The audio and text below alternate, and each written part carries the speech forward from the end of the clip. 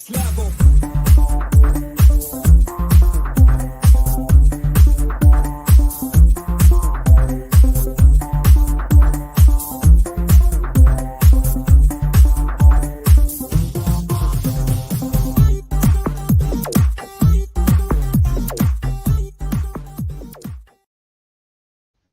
Good morning, ladies and gents. How are we all doing?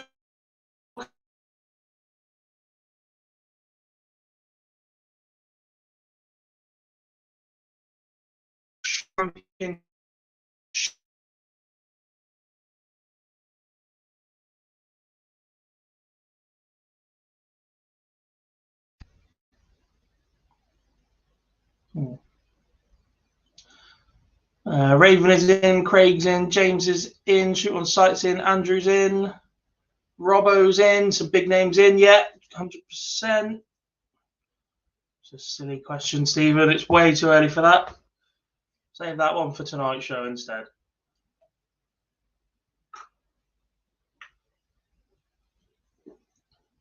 One of 3 live streams we'll be bringing you today. Let's see how this one goes. Right, first of all, let's have a quick look at, see how big this comes up. We can have a look at the draw in a second. These are the players already qualified, thanks to the PDC. So as of last night, those 3 TBCs in the bottom corner is what we are playing for today. So 12 boards.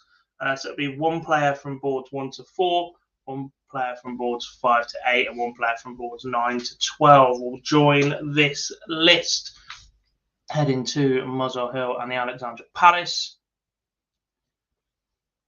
Raymond van Barneveld has made it back to the top 32 in the world. As is said in the chat room, there is a potential clash between Gerwyn Price and Raymond van Barneveld in round 3. So first of all, players from the middle column, the Pro Tour Order of Merit, will take on players from the international qualifiers list in the first round.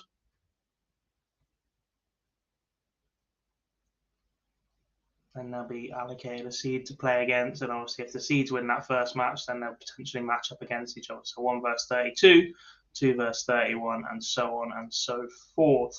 Mentor Sudovic lined up for a shot at Michael van Gerwen. Not sure anybody fancies that, given his 5th title success last night. One of the interesting battles do we potentially have? It should have up to 33. So Gary would take on Chris Dobie.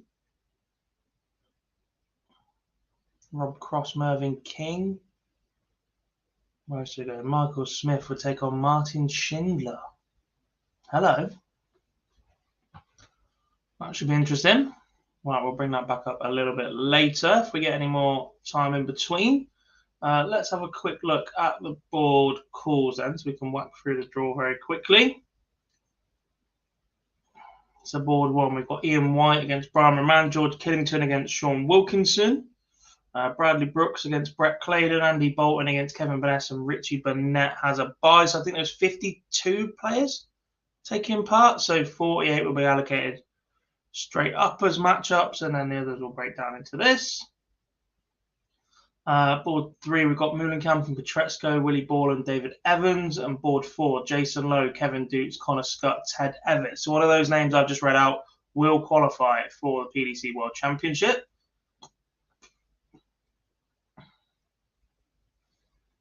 Then on board 5, we've got Ryan Joyce against Max Hopp, John Henderson against Rusty Rodriguez, Gordon Mathers against Radek Sagansky, Joe Mernon, Damian Moll, John Brown with a bye, Glenn Durrant against Jamie Clark, Scott Waits against Jeffrey Desvan, 5, 6, 7, 8, Adam Hunt against James Wilson, and Steve West against John Worsley. 51 in the end, close enough. Not bad. So one of those players will qualify as well. Absolute stinker of a board is board 5. Some discussion to be had a little bit later about Max Hopp, maybe? Not Max Hopp, about the rules that allow Max Hopp, should we say. A bit like my Josh Rock situation on the Dev Tour. Just anybody in the general. And then board 9, we have Devon Peterson, Jason Heaver, Luke Peters against Jake Jones, Nick Fulwell against Barry Van Peer, Mike Kyvenhoven against Ross Montgomery, and Tony Martinez has the bye. Steve Lennon, Mario van den Bajada, Peter Hudson, Scott Mitchell, Jeff Smith against Jack Main, and Darren Webster against Eddie Lovely. Interesting on board 12, I believe Webster, Smith, and Main were all in Great Yarmouth in the UK over the weekend, and have met at relative stages of that tournament, and now they're set to potentially compete for something a little bit bigger than a trophy at Great Yarmouth and a couple of £100. So, see how this one goes. As ever, if anybody does have any questions, drop them into the chat room. A bit like shoot on sight. You think being seeded 32 can be a disadvantage? You skip the first round but guarantee yourself a difficult time round 3. Yeah, although you then take the risk that wherever you drop into the draw elsewhere, you're in trouble as well.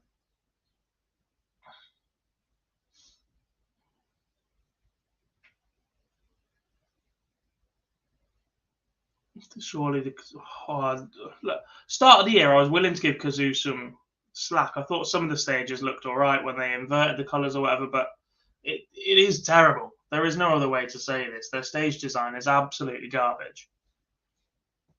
I guess we'll know more later this afternoon, because I did say on my own Twitter last night that today is the busiest Monday in darts. We have the World Championship Qualifier. There is currently, or there will be very, very soon, a World Championship Media Day, where media are invited to talk to some of the players. So Phil Bars is there. Then we'll be reacting to the draw as it happens. That'll be myself, Dan, and Liam, basically because they're the ones that pay for Sky. And then it'll be the live lounge between 8 and 10 this evening. Myself, Barsy, and Boise.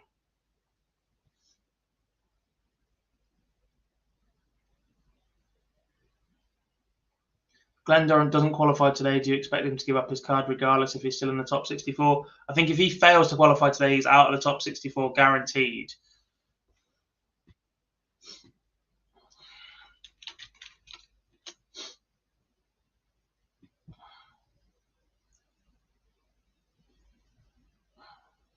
Let's have a look at the post-World Championship tour card race. Yeah, he currently falls to 76th in the world.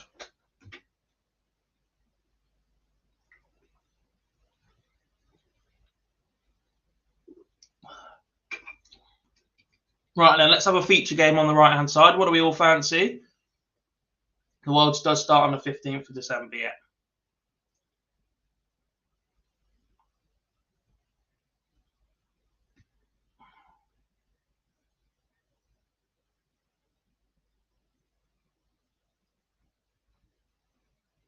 Afternoon, M-Dog. How we doing?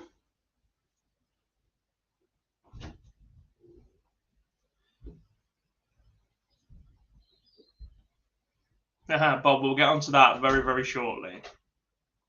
So this is just starting. So there's 51 players at the qualifier. 3 will qualify.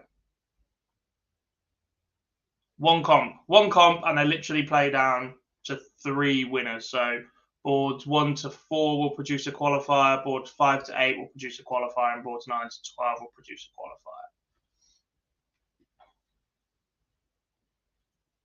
Who can save their card? Not as many that need to, Johnny. Henderson's in trouble. I've got a list here. Desvan's in trouble. Dorrant's in trouble. Jeff Smith's in trouble. David Evans is in a world of trouble. Willie Borland's in trouble.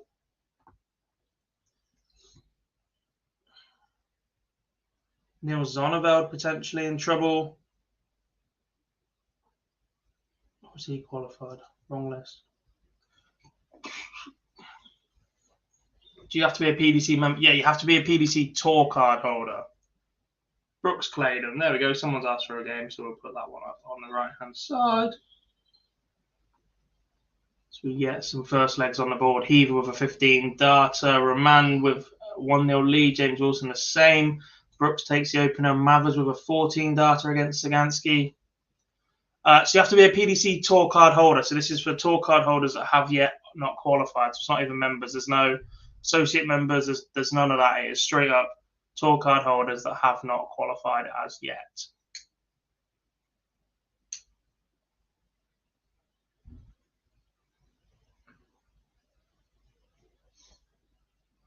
Afternoon, Dan. How we doing, buddy?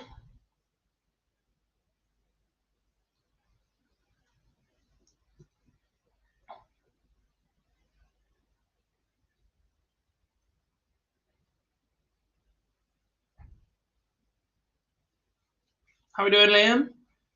Early evening / early morning. Jeez. Who's my outsider to qualify today? Andy Bolton is a name I just like to throw out there at this sort of stage. He's got a history of this.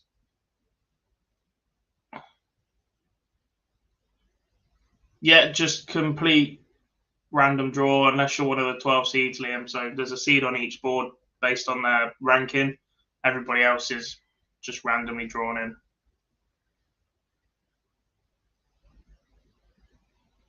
Hop versus Ryan Joyce now. Be interesting.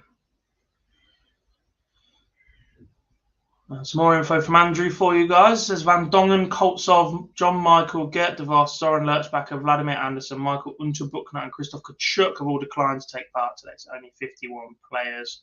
Big Johnny says Wilson will definitely get through today. Started playing well towards the back end of last year, to be fair.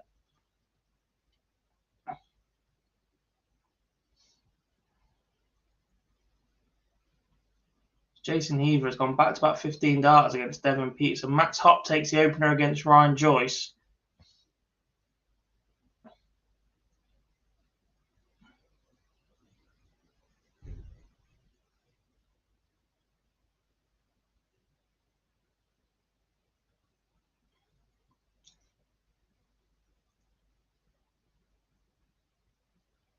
Ian White, the World Championship Qualifier. Who would have thought that? One apiece with Brian Roman at the minute. Jeff Smith's taking the opener against Jack Main. That's a scrappy one, as is Vampire against Nick Fulwell. Adam Hunt level with James Wilson. Bradley Brooks has left the big fish. Saw this in the final by Michael Van Gerwen last night.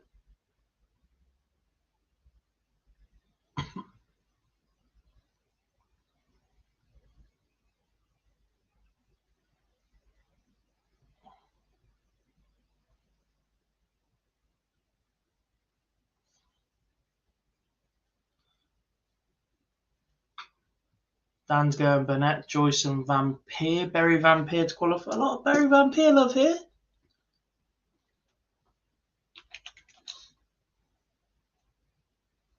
Devon Peterson in trouble.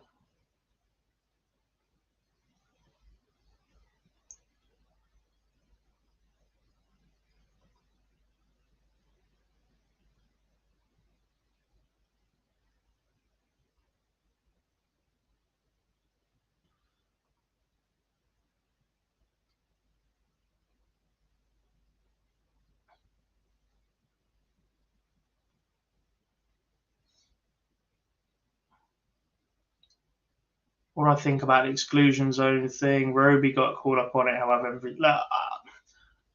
The thing is, the exclusion zone exists, so it needs to be called consistently. I'm 100% agreed that Roby was there if that's what's being called, but like I said, everybody has to be called for it. There's a second official at the side of the stage, and especially on TV matches, and they need to be calling that more often. It exists for a reason.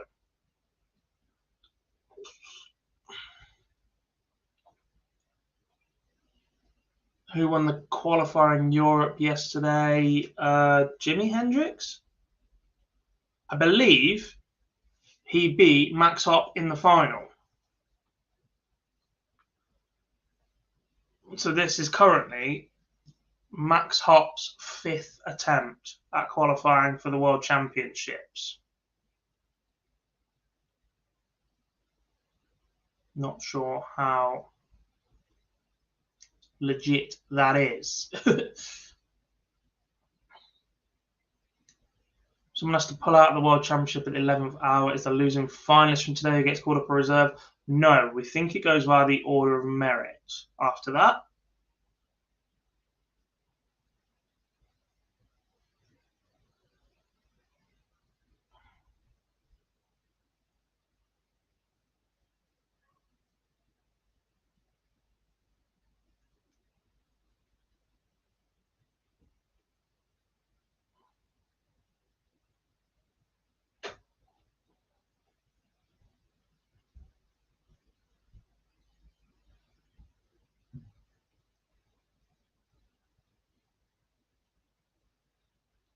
Not a bad time to start banging in 105 average. Gordon Mathers threw one up on Radek Sagansky. How are they going to get down to a last three? So there's currently 12 boards being played on. Board 1, 2, 3, and 4 will basically play down to a winner on that board. Board 5, 6, 7, and 8 will do the same, and board 9, 10, 11, and 12 will do the same as well.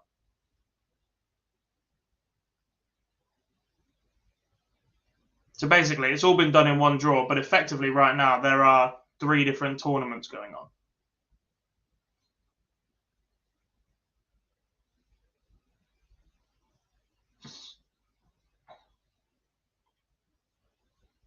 Jason Heaver 4-0 up on Devon Pizza, not looking good for Dev. Is the Andy Hamilton in a draw? No, he's not. He doesn't have a tour card. He is playing very well at the minute, though.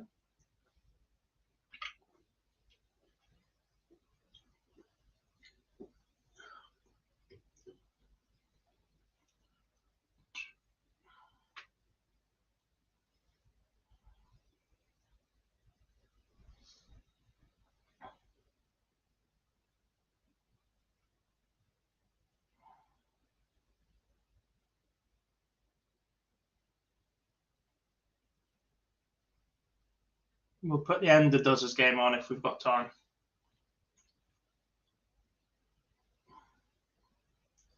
Outsider for the Worlds. Not really sure anybody is an outsider, you know. Not a true outsider.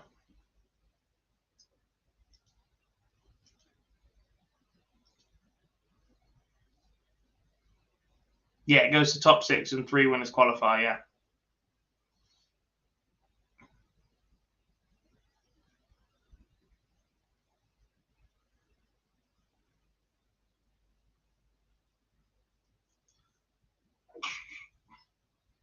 John Henderson is playing, yeah.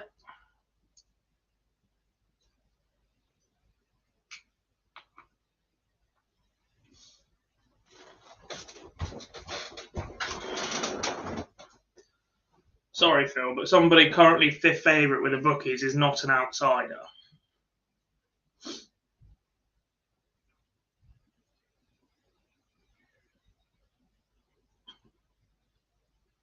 I've seen Josh as low as 12. That's not an outsider at all.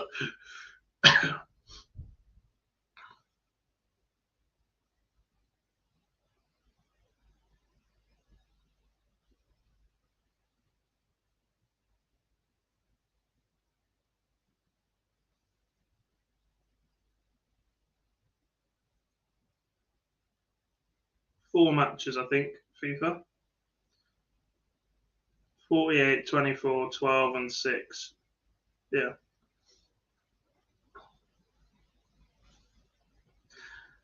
Less of the fishing, Dan.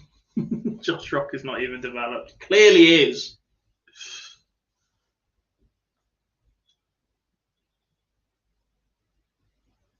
Steady, Dan. It's a little point discussing outsiders for the Worlds. It's 100% MVG this year. I literally can't see any other scenario. I said that about a Gerwin Price versus Michael van Gerwen final at the Grand Slam, and look how that went.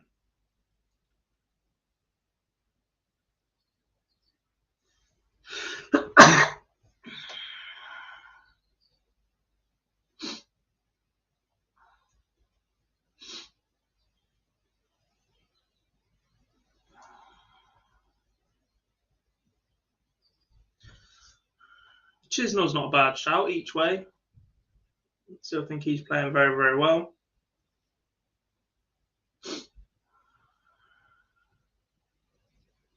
Aspinall's at 33. I've seen some places that have got Gary Anderson and James Wade at 40s. If a draw opens up like it did for James Wade last year, oh, he choked that semi-final, but come on.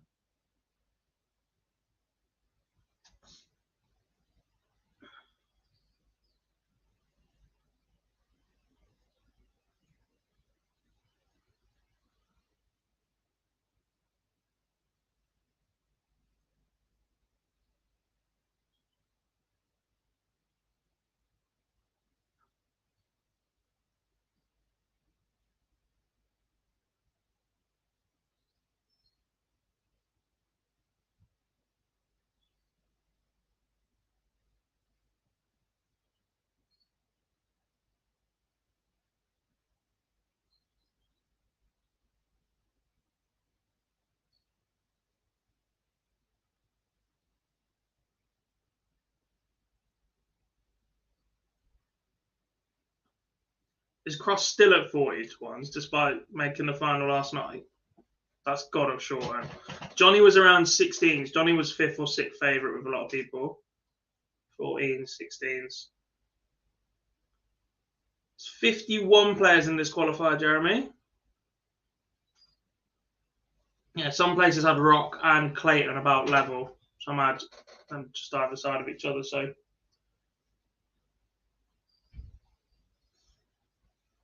Cross is still 40 to 1. Oof.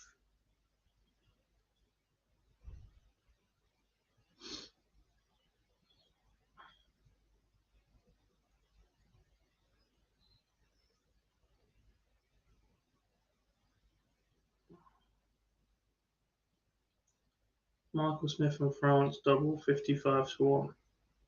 More money than sense, Mark. Any interesting players except the ones we see right now? Jeffrey Desvan, John Henderson.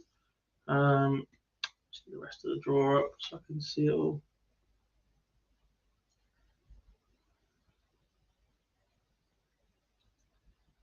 George Killington's been playing pretty well, actually. That's not a bad shout. Henderson Rodriguez, Steve West, Ross Montgomery, the oldest tour card holder. Jason Heaver becomes the first man to win today so far. He beats Devin Peterson 6-1.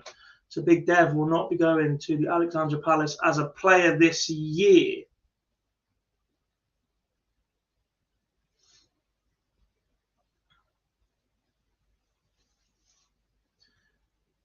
This Brooks Claydon game staying on throw so far. 3 spots, Anthony.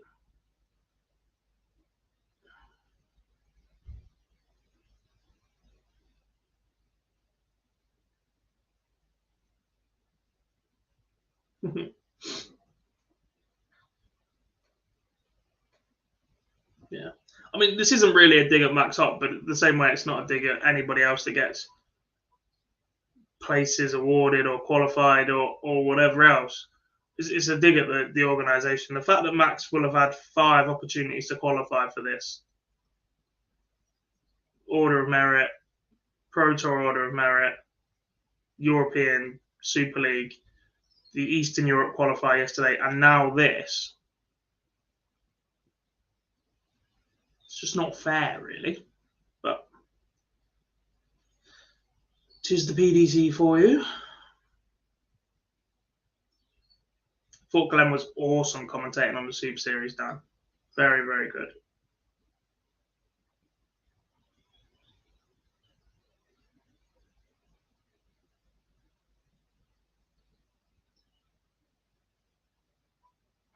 Roman goes 4-3 up on Ian White. Are we about to lose the number 1 seed for this qualifier?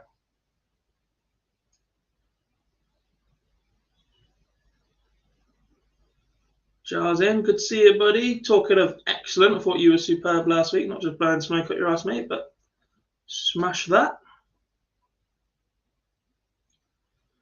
After seeing James Wade last few games, his mental health is looking good and happy family life. Potentially, he's just the format just doesn't suit him at the Worlds at all.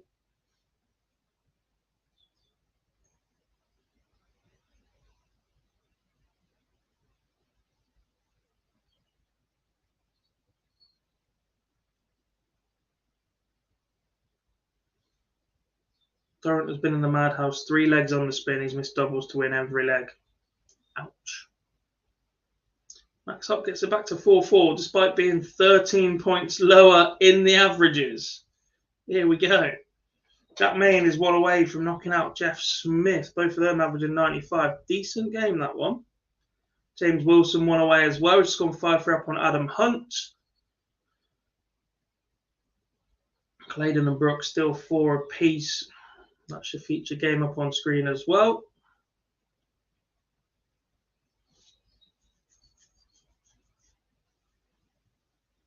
Gordon Mathers 1 away against Radek Sagansky as well.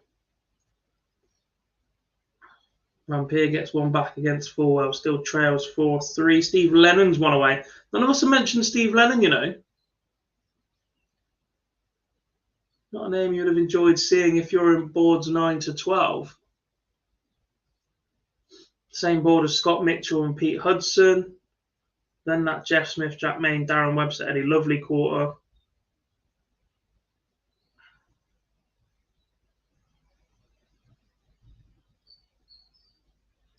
Danny Jansen and or Nathan Gervin playing the qualifier. I believe Danny Jansen's already qualified.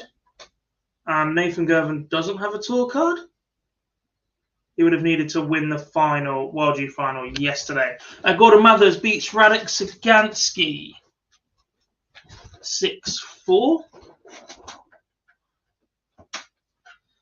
Maybe it would take too long, but I reckon there should be a best of 3 format. No, because nothing else is a best of 3 sets along the season, is it? No other qualifier, no other whatever.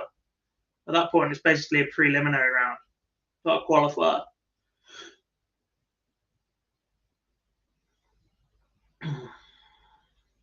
Durant gets one back, 4-2 against Jamie Clark. Jason Lowe levels up with Kevin Dutz.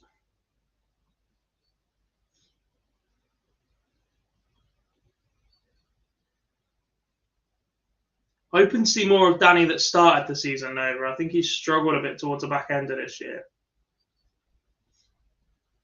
Keane Barry's already in yet.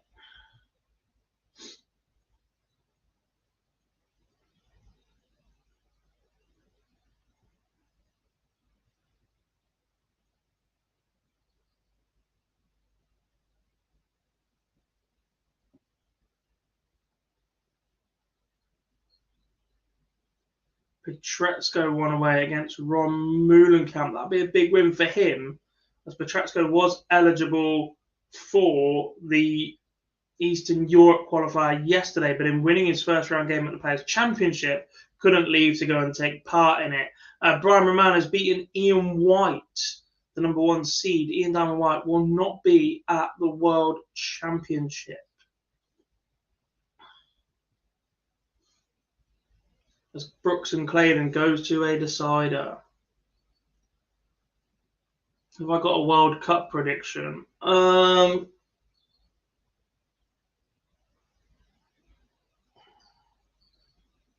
got a World Cup prediction? I don't actually know at the minute. I don't think Argentina are that good, as everybody build them up to be to start the tournament. I don't think Portugal are that great. What they were defensively lacking. Getting old at the back. Cancelo looked awful in that side. Brazil looks steady. The French are just interchangeable. Losing Benzema was big though, but they still got a chance. I thought the Spaniards looked awesome first game, but then level with the Germans yesterday. Belgium are way too old. I don't really know. Have a look at the tables at the minute. We'll see from there. Germany. Germany might even get out of the group, James. In fact, Germany need a miracle to get out of the group.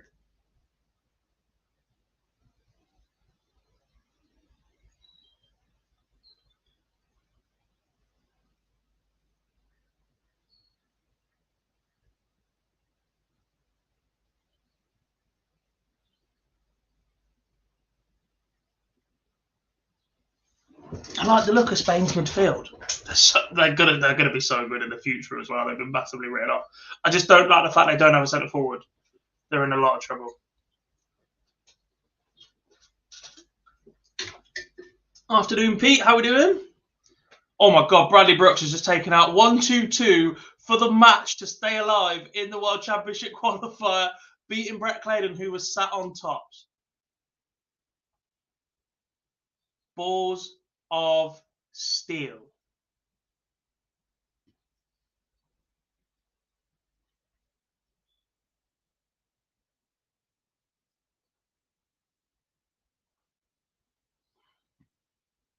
As Ryan Joyce does knock out Max Hopp, and Ricardo Petretsko knocks out Ron Moulenkamp as well.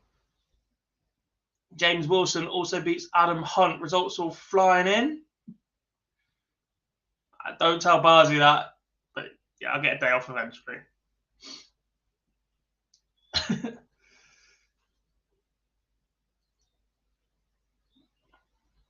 Where do we go then? Where do we go? Shall we see the end of this one? Jeff Smith recovers to beat Jack Main 6-5. Potentially, these are the last 3 darts that Glenn Durrant might throw in the PDC, as Jamie Clark wants 40 to knock out Dozer, and he does. Is that the last time that we see Glenn Durrant play darts in the PDC? Kevin Dukes knocks out Jason Lowe.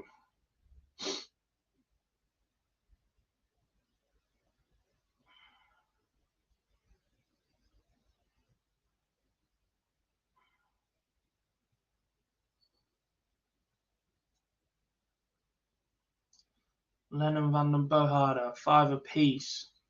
What is Lennon doing? I'll take it as he's having a mare in this leg. Turn 119. He's doing steady. That's what he's doing.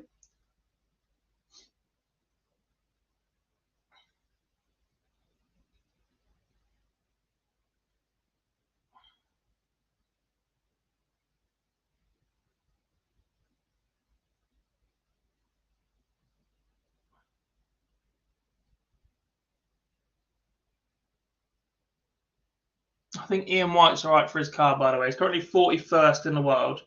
Obviously, a lot of players below him will have qualified, but not all of them are going to win enough cash to overtake him.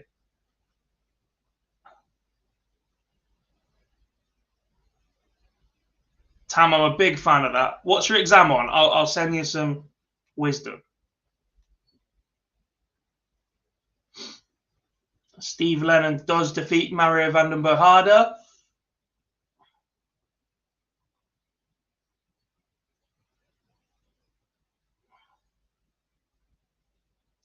Just by qualifying. Devon needed it. Steve Lennon, tie.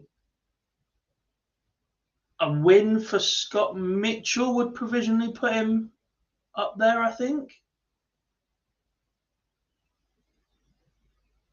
7.5 grand. So anybody 7.5 grand outside of 64. It's literally Scott Mitchell that would apply to, I think. Willie Ball and Jeff Smith just outside of that as well might potentially sneak in. A German. Oh, I did German at school. I mean, I picked it because we used to have cake in lessons, but I'm not very good at it. But I can call you a tortoise, which is very, very useful in everyday life. Morning, Cameron. How are we doing?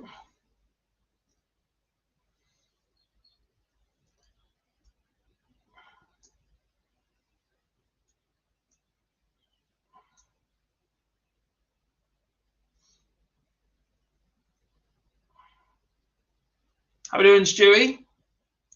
Haha, pretzels. Yeah, we used to have cake. That was all I went for. I probably should get back to try to pick up German, given how many Euro tours are in Germany, but too busy. And the rules. Luke Peters is absolutely flying against Jake Jones. That's a 4-0 lead for him. Ha.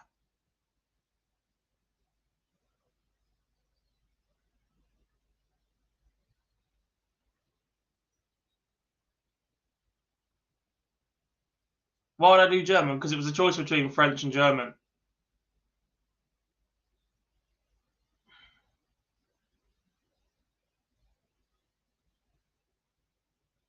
Seen as a good thing to take a language. And German had cake.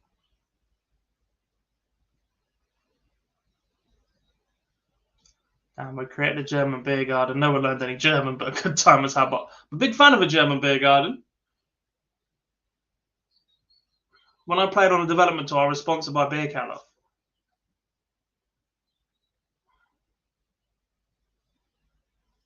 Afternoon, Shawnee Mac. How we doing, buddy?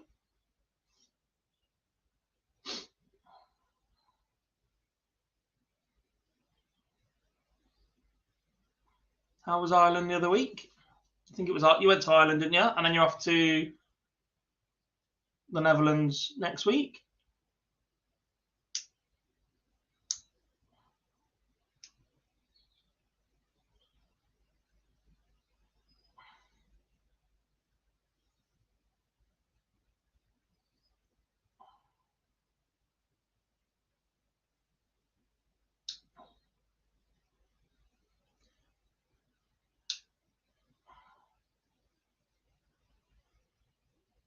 Darren Webster's taken the opener against Eddie Lovely. We've also got leads so far for Andy Bolton over Kevin Burness.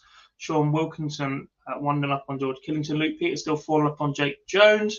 David Evans, 14 dart leg to take the opener against Willie Borland. He's a player who I don't think we've seen anywhere near what he can produce this year, or last 2 years, to be honest.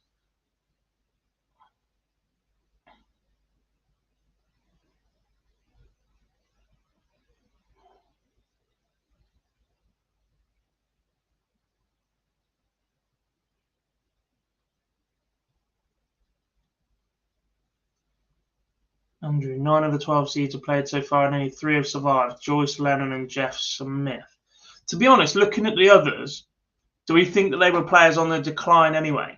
That's why they find themselves in this position. So they haven't quite dropped significantly.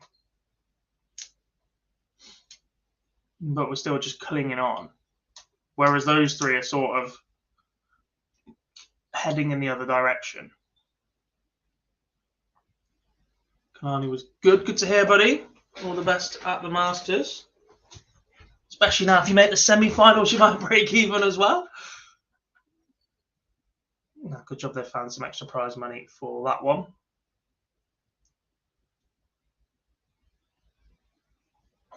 Sean Wilkinson takes a 2-0 lead on George Killington.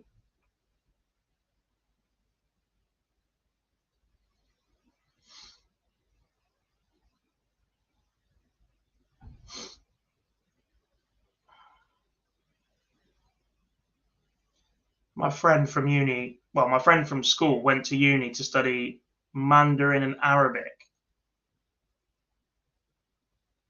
No chance. Luke Peters, 6-0 winner over Jake Jones. Vanessa's leveled up with Andy Bolton. Scott Waits has taken the opener against Jeffrey Desvan. Rusty Rodriguez done the same against John Henderson. 13 dart leg for him.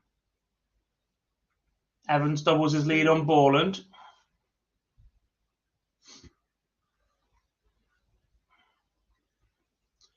Joe Mern and Damien Moore 1 apiece. Connor Scott's taking the opener against Ted Evitts.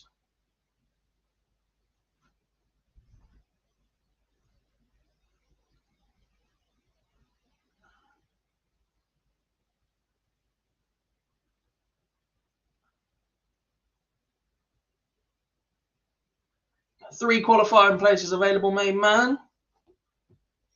Just the one qualified today, yeah. So effectively, this qualifier split into 3 now. So somebody from boards 1 to 4 will qualify, somebody from boards 5 to 8 will qualify, and somebody from 9 to 12 will qualify.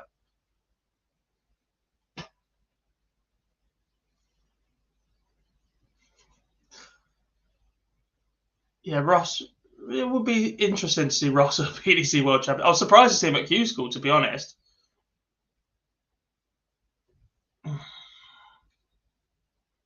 Three, Jesse. It was 2, and then Nathan Gervin lost last night, so Josh Rock was already included. So that World Youth Champion spot dropped into this. What time is the World Championships draw on? We were initially told 6:30 p.m. UK time, but there's a belief it might be a little bit earlier. So I think this is going to finish around 4, half 4. We'll probably go live around 6 to make sure that we are on for it. That might last anything from 20 minutes to 45. Then we'll drop off that show, and then at 8 o'clock, myself, Phil, and Boise will come back on and bring you the regular live lounge. We won't look too much into the World Championships this evening, despite the fact this is the final qualifiers, and we'll have the draw available at that point. We're going to save that for a World Championship preview show next week, maybe even the week after. I'm not sure how it falls.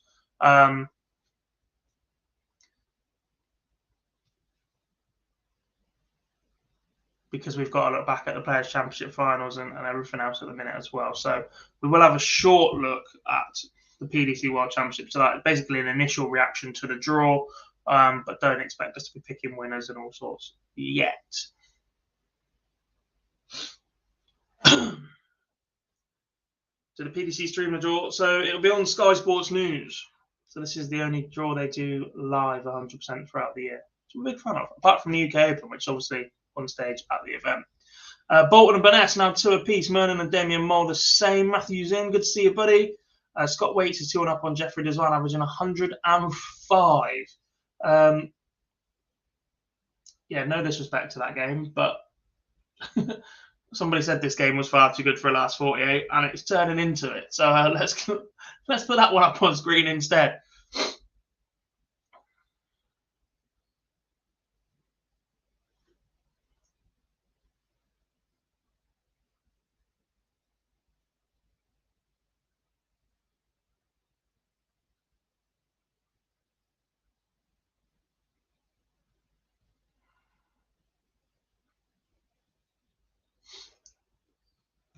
Steve West goes 2-1 up on John Worsley. We've also got a lead for Rusty Jake Rodriguez, 2-1 up on John Henderson. For not qualifying, does this affect players' order of merit positions? Yes, if they don't qualify, obviously don't add anything to their position between now and the end of the season. They're outside the top 64 at that point, but have had their tour card for 2 years or more, they will lose their tour card. So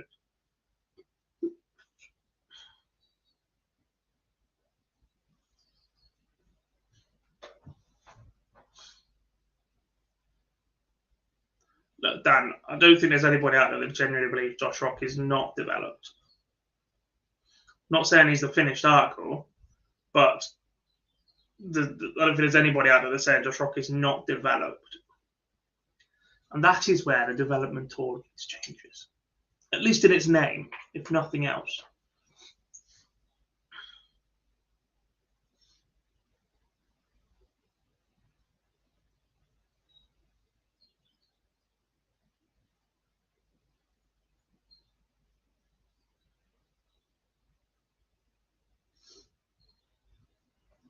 Any person that wins the World Youth Championship and starts talking about the World Championship immediately said, I want to win that as well in 2 weeks' time or whatever,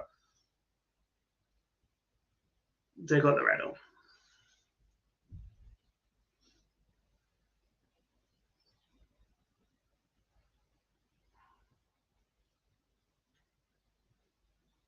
Big response here from Jeffrey Desvan on the Scott Waits throw.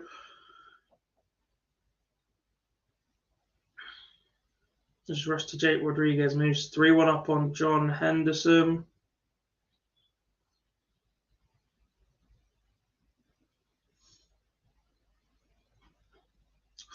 $12 131 for Jeffrey Desvan.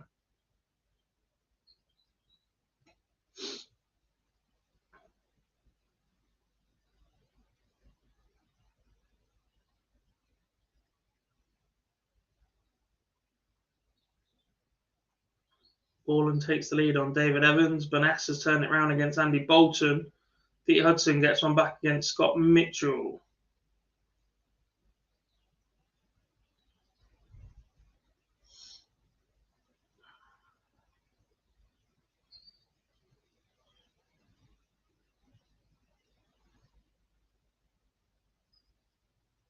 From the Worlds, Craig, yeah, 100%.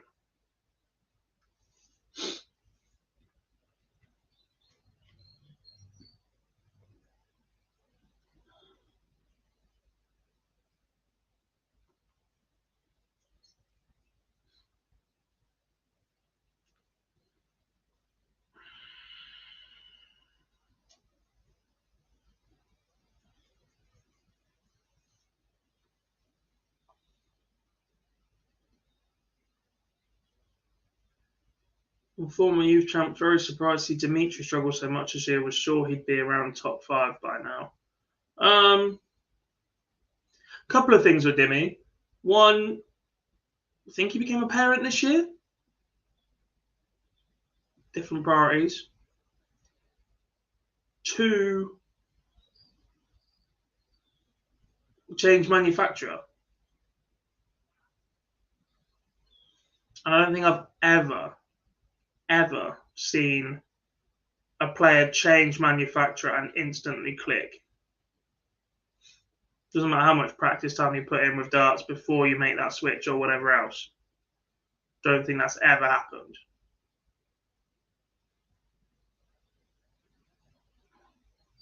Especially as he's changed the shape and style of his dart again. He's not stayed with just a plain straight barrel dart. He's got tapering on it and whatever else. So new grip. He says it's back to the dart that he played with as a youth player, but actually he became a much better youth player and won titles, etc. once he'd moved to Unicorn and played with a straight barrel dart. So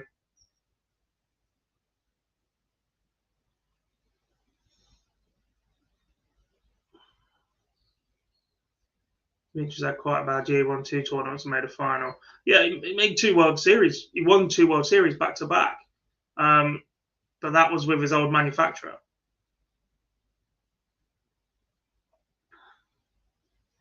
Desvan levels at 3 apiece with Scott Waits as that leg got a little bit scrappy. I don't think it's too bad to say. Andrew says it doesn't play yet. He has, and he has been defeated 6-1. 6-2?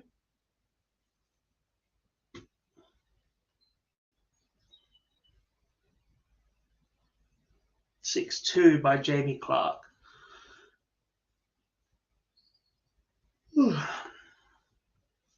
2 players I think really out of form on TV are Damo and Dimitri. I don't think Damo's massively out of form. Like, he's not producing what he does on the floor on TV. But which comment, Jamie? There's about 1 million flying around in the chat room right now. Yeah, everyone does expect something more from Dimmy because he's a world match play champion, former 2-time world youth champion, has played in the Premier League and done whatever. He's still very young. I think Dimitri's actually younger than me.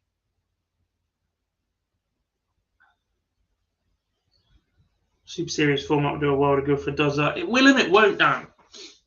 I think a lot of what Does is going through is a bit of a mental block, isn't it? And if you're losing, if you're missing loads of doubles and can't move on from it very quickly, then it will eat you up in the next match and the next match and the next match.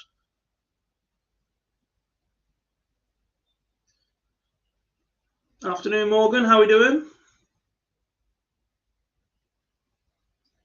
Steve West is playing well and you're going to see a comp at the weekend. He's averaging 92. He's playing well for his standards this year. I wouldn't say he's playing amazing. Where's he playing at the weekend? I think Steve was all but ready to give up when after the last Pro Tour, he posted on Facebook that he was struggling, was due to have an operation and didn't want to play anymore, basically.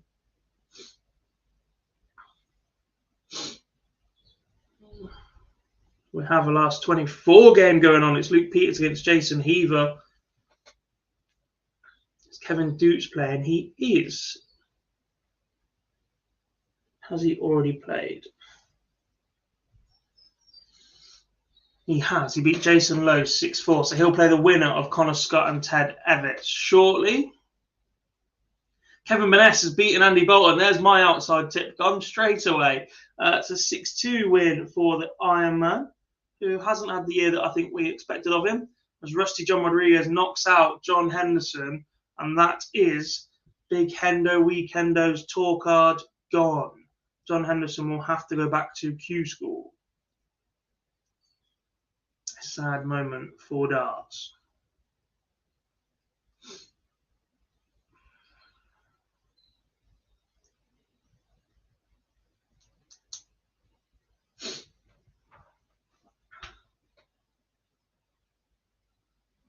Three places up for grabs, Matthew. So boards 1 to 4 will produce 1, 5 to 8 will produce 1, and 9 to 12 will produce 1.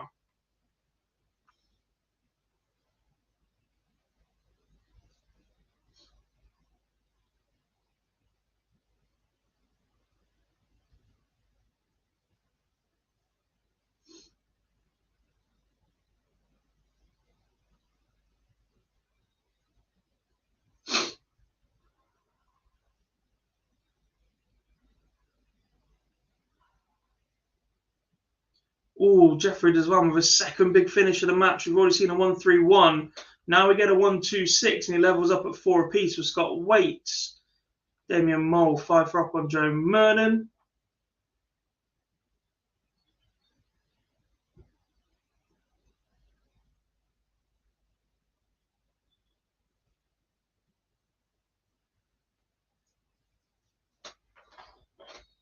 Yeah, not even I'm optimistic enough to see Wadey win a World Championship, I'm afraid.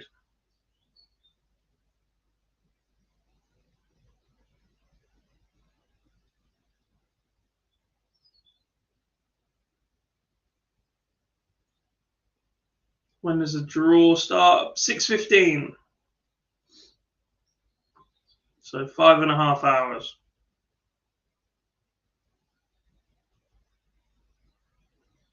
How far will Rock go? Depends on the draw.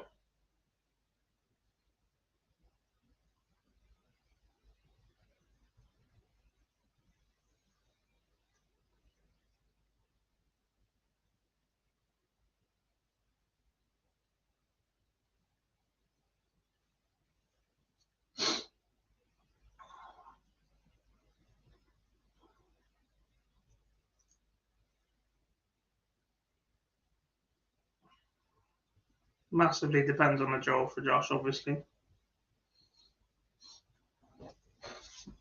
If you drop him in at 16, 17 place, a crack at Ryan Searle, Jose de Souza, then you play a Gezi or a Barney, then maybe.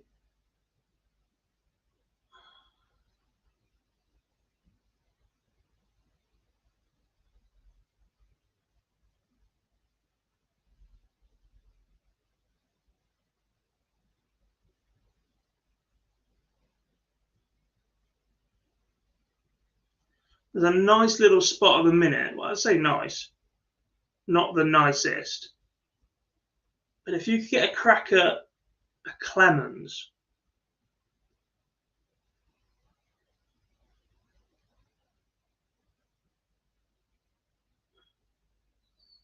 if you get a crack at Clemens as your seed,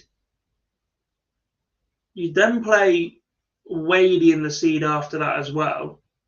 And I think the round after that, you'd get a Noppert or a Gurney.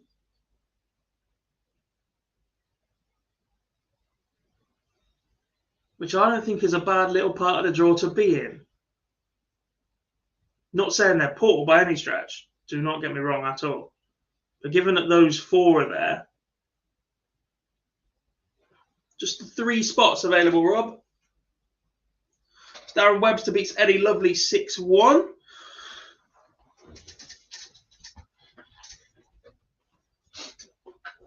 Which of the women players do you think players would dread to draw the most?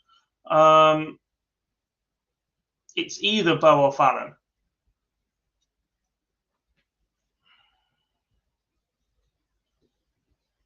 If Fallon gets the support she usually gets, plus the history of knowing that she's been there and done it, Fallon. If Bo produces her A game, Bo.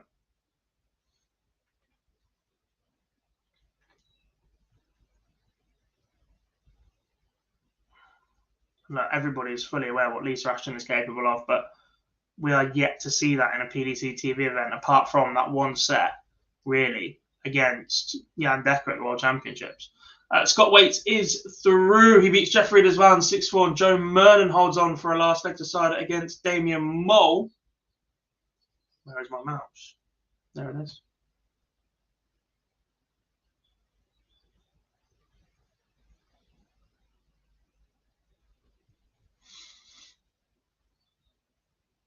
We're going to go Ryan Joyce, Rusty Rodriguez once it starts.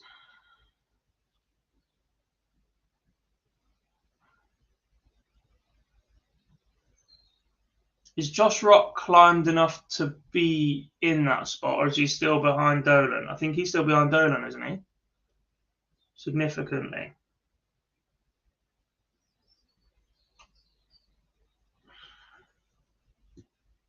Yeah.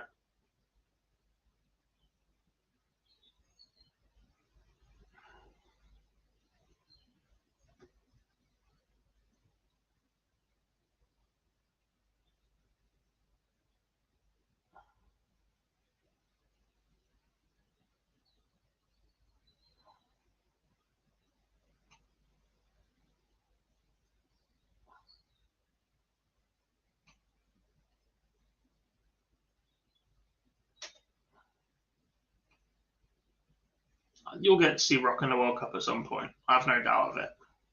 Potentially not next year, though. A Rock and Rafferty World Cup team, by the way, would be something. No, Gurney's just ahead of Dolan. 11 grand at the minute.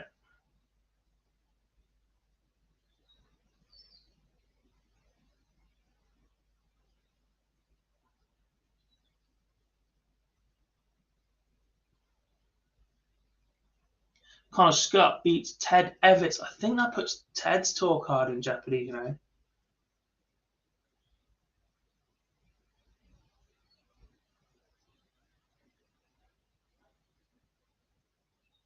Massively.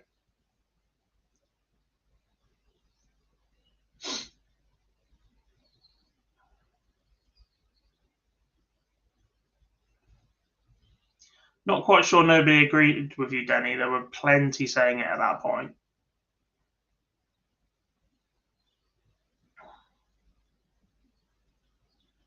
It is Ted's first year. Well said. Who's my favourite referee? I like them all. They're all really good people as well. But Charlie Corstefine is the one, mate. It's just ridiculous. And a really, really nice guy as well.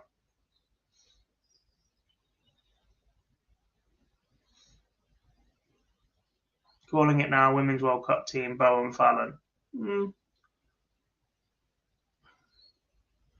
Could I see it? Yes. Do I have the ability to do the mental gymnastics to find out how they get Lisa to move aside for that? No, I do not. And she's currently top on everything. How's John Brown getting on? I believe he had a bye to start with, so he's not played yet. He's about to take on Gordon Mathers.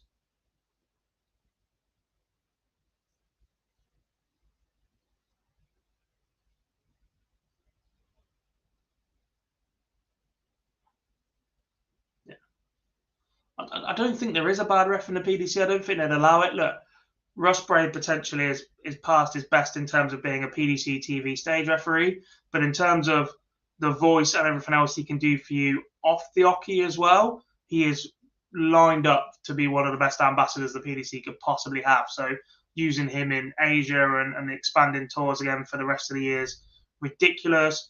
Kirk is so knowledgeable.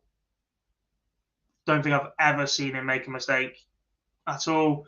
Hugh is exceptional as well. George Noble is solid. The man just is constantly in last leg deciders. His legs are going to give way soon. Charlie being brought in is superb. Paul Hinks is still an exceptional referee. Marco Meyer is solid. There isn't a bad referee that has refereed in the PDC, in my opinion. Decent night out with Bevins once, the man is a maniac. Yeah, no comment. The man loves the pop world. Kirk loves the Twitter argument. Yeah, I'm not getting into that bit. That's up to him.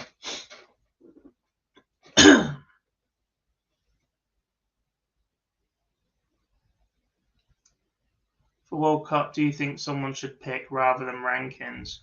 A little. It used to be picked, and then they got into a little bit of hot water, didn't they, when they put Barney in over Yeller, I think it was at one point, and then something else happened, and then they did change it to the top two in rankings for a large amount of the teams or nations or whatever. So it's up to them.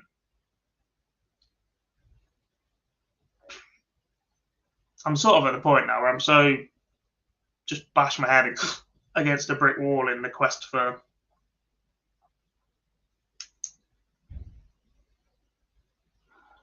sportingness.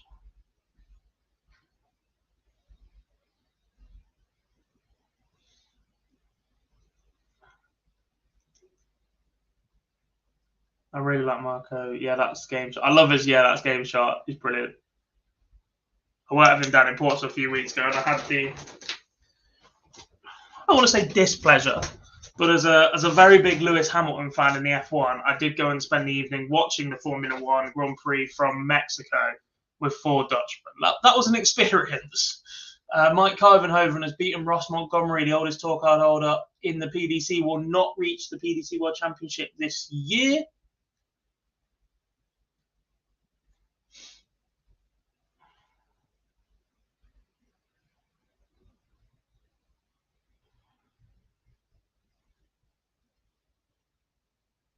Brooks and Burnett. Bradley Brooks currently averaging 108 and is one apiece with Richie Burnett. Jason Heaver, Luke Peters has taken a while. Gordon Mathers has taken the opener against John Brown. Plenty of games warming up right now. Ryan Joyce against Rusty Jake. I hate the fact they've changed their names. They used to be hyphenated and now they've just gone with the first part of their first name. And now you have to remember which one's which. It's difficult enough. Jamie Clark against Scott Waits, James Wilson against Steve West, Brian Roman against Sean Wilkinson, Scott Mitchell against Steve Lennon. That's a big tie. Jeff Smith against Darren Webster and Tony Martinez against Nick Fulwell.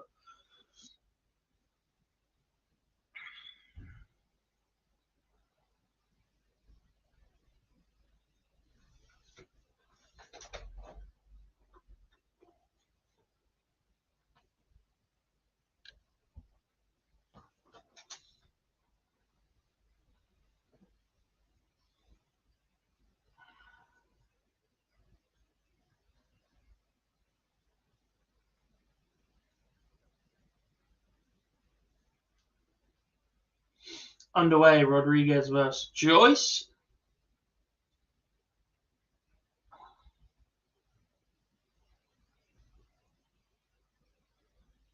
Kevin Burnett 9? You're kidding me.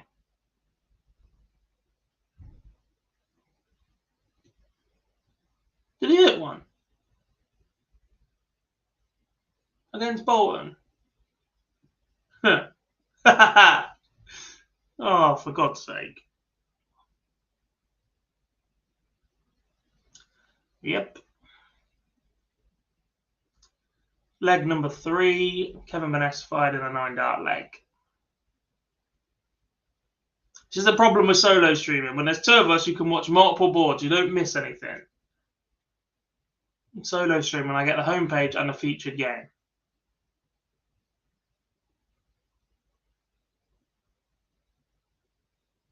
They're playing for 3 spots. Is it just in this one? And I guess they then play a 3rd spot. No, so basically there's 12 boards in play, Denny.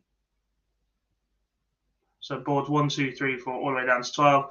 Board 1 to 4, they'll play down to a winner on that board, on those 4 boards. Boards 5 to 8, they'll do the same, and boards 9 to 12. So effectively, from one draw, they've split it into 3 competitions, and they'll play down to 3 on the brackets, and that's it.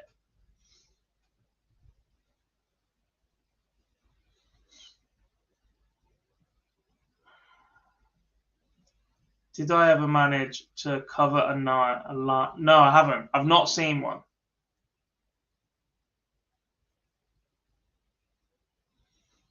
I've not seen one.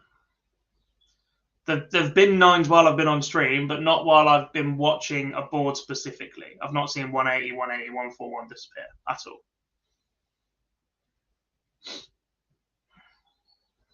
There's 51 entered, Robert. I think there was up to 60 available.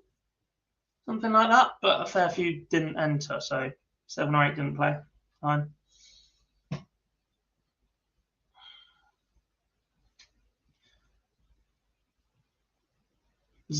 Terribly unlucky, Andrew. The amount of streams I've covered. Hopefully, next year will be the one. My luck will change at Q School. Because, yes, we are back every single day for Q School next year, by the way, folks.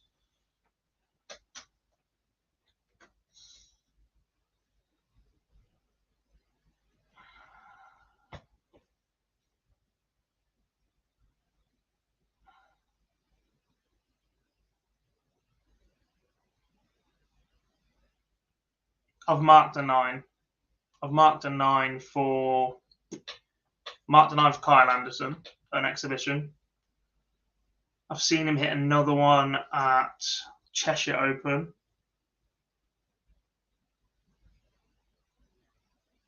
I must have seen another one as well.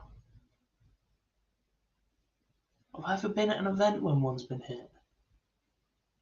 I don't think so.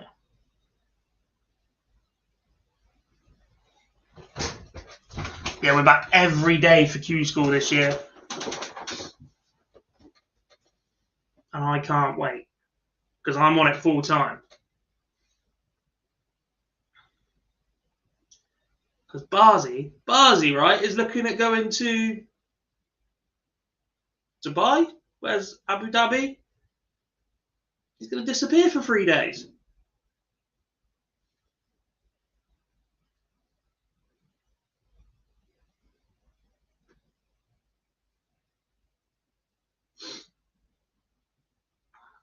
Bahrain, that's the one.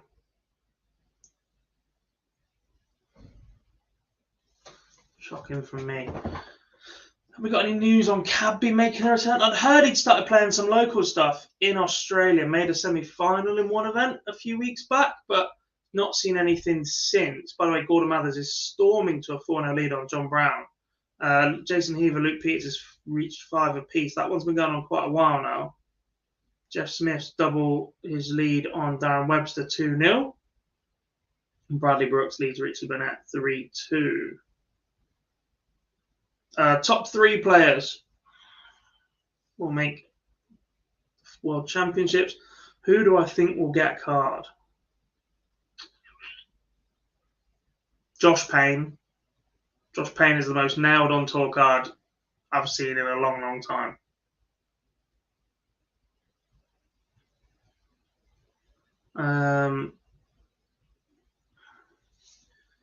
Who's dropping off but is too good to drop off? Adam Hunt, maybe?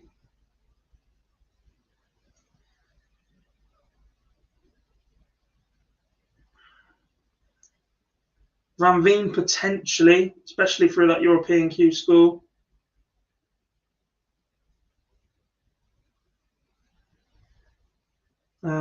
Who else have we got?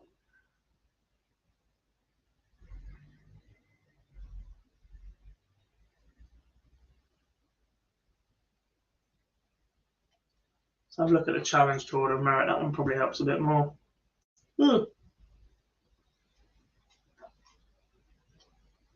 Challenge Tour. Klassen, 100%. Plays here through European as well. Thibaut Tricot has to get a tour card this time. Surely. Graham Usher. Although I'm not sure how's he playing today.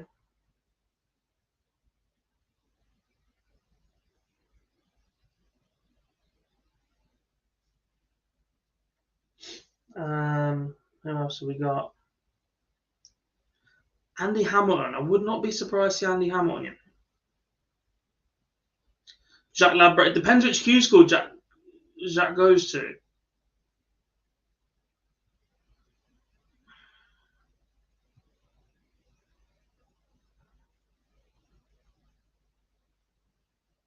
Most likely, Bob, yeah. The minute you don't have a tour card, you are eligible for the MODUS Super Series. So, yeah. Conor Heenan has a chance. Conor Heenan has been one of the best finds that the MODUS Super Series has discovered. To just stumble across him and get him playing was superb. Bo, if she enters, I'm not sure about Bo getting a tour card, you know. I think it's too early for her.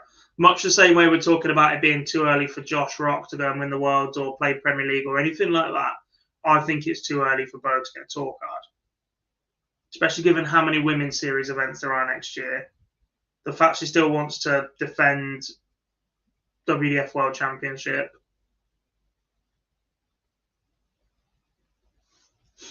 And whatever else goes with it. Ryan Finesse. I'm not sure about Ryan Finesse. His A game is ridiculous, but I just don't think he's got a B game.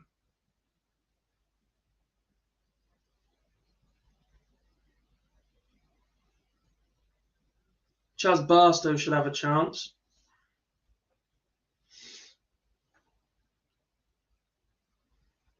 Colin Osborne. I think he's mustard. And he's still too young to play seniors, so.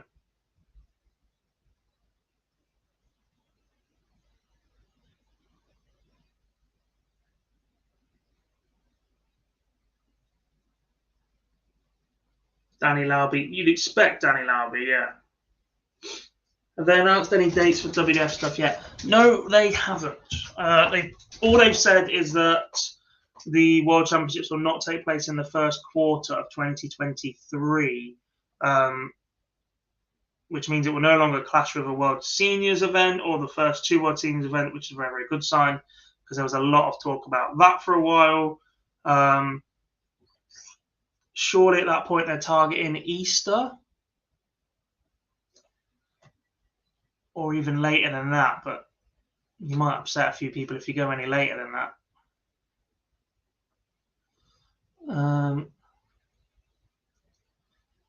Bielecki is a fantastic shout, Andrew. I think he's mustard. Pallett, if he plays the way he can, his action looks a lot better than it has done as Mathers beats John Brown 6-0. How many WDF tournaments are streamed? Aren't the ladies allowed to play both worlds? Not enough streamed at the minute. And I think they were changing the rules on that one, so I'm not sure 100%. Do I think Rob Cross has put himself back in contention for the Premier League spot? I think he's in the conversation.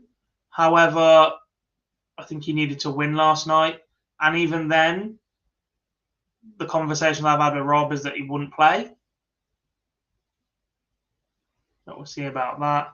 Scott's Waits doesn't get through the qualifier as he losing his card.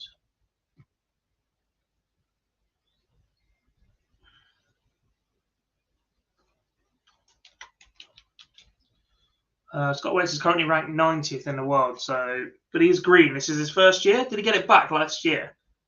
So he's got another year, so no.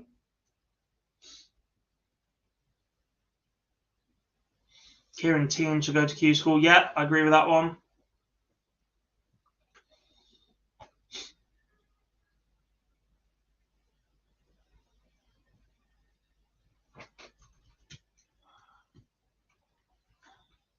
A few more updates for you then, guys. So Richie Burnett, Bradley Brooks, 4 apiece.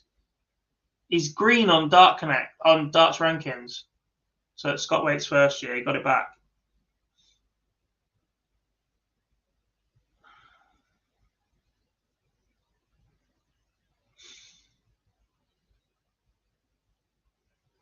Scott Waits does lead Jamie Clark 2-0 though, so a big win here. Building back up for the rest of the year. We've already got a board completed pretty much. Board 9, Luke Peters with that 6-5 win over Jason Heaver. So his next match will be the winner of Nick Fulwell and Tony Martinez. No, it won't. They've still got to play. Fulwell or Martinez has got to play Kyvenhoven, and then the winner of that will play Luke Peters. So a long time to sit around and wait for Luke Peters. Jeff Smith with a 6-0 win over Darren Webster will take on the winner of Steve Lennon or Scott Mitchell next. Joe Mernon or Gordon Mathers will take on the winner of Jamie Clark and Scott Waits.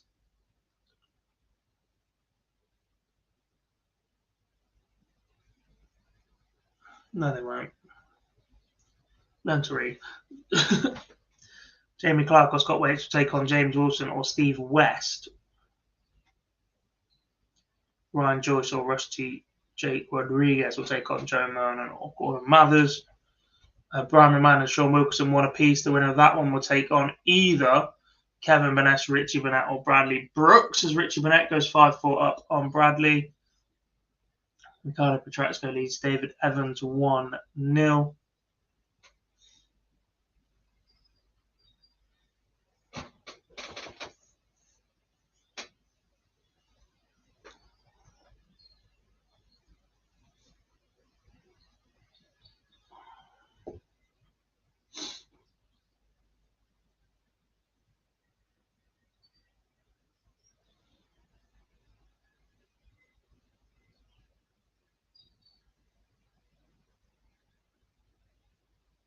I haven't seen Darren Beveridge for a while. No, you're right.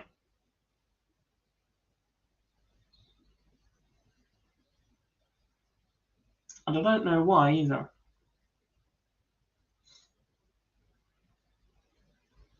Just 3 go through today, Andrew. In fact.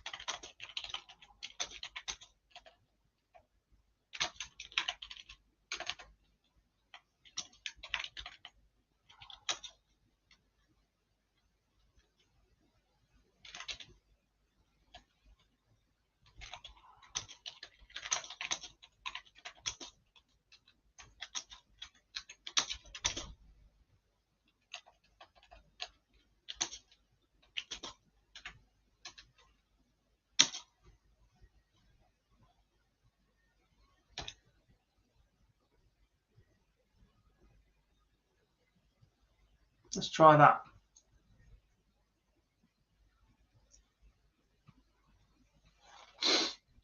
Alan Chuck Norris maybe in Q School? I believe so. I was speaking to him in Reading a few weeks ago. He's been playing really well in practice. So he is targeting that. He had a decent little run on the second day of the qualifier, but let's see how that one goes. Is PB joining you for the draw reaction? I don't think so. So for the draw reaction, it'll be myself, Dan, and Liam. PB will be travelling back from London. And then it'll be myself, Lee, and Phil for the live lounge tonight, 8 till 10.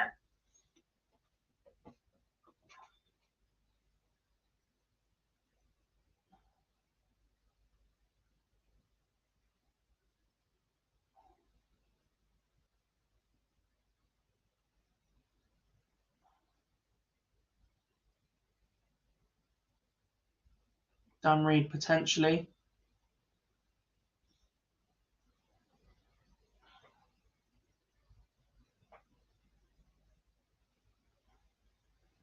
Alex Spellman could make some noise at Q School. He could. I've forgotten which way round this is, but I've forgotten which Q School he's going to. Is he going to the UK one now?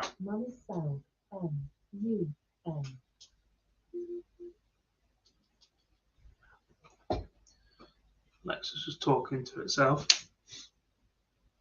I know he dropped in the chat room the other week, but I can't remember which way round he was going.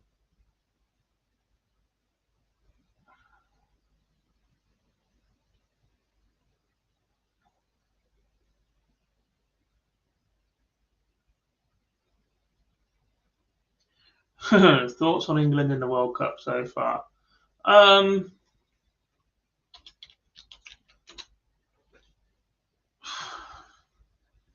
Just a little bit disappointing, isn't it? First game was good, got everybody happy again.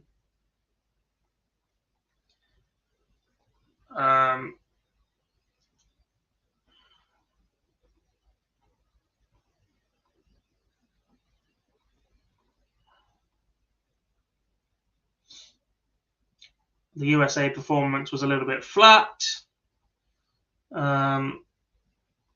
It just lacks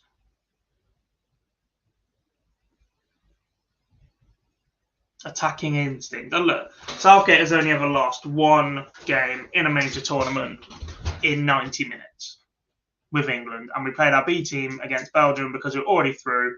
And let's be fair, losing that match gave us a better run towards the latter stages of the tournament. But he set us up completely wrong against USA, let them get on the front foot. Look, I agree it wasn't the right game for Foden. Once we were on the back foot to start with, maybe not. But don't know.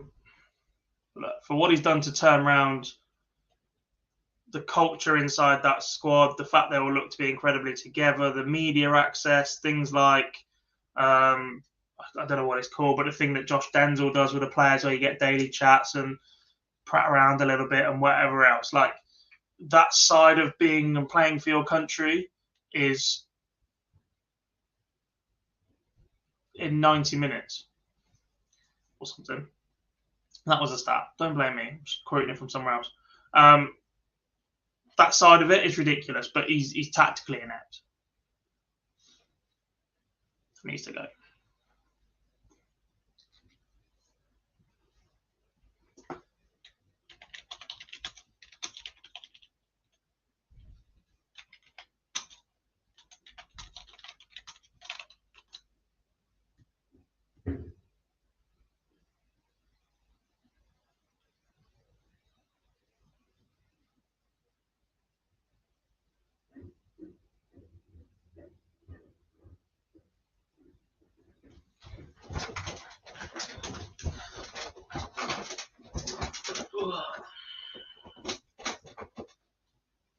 But yeah,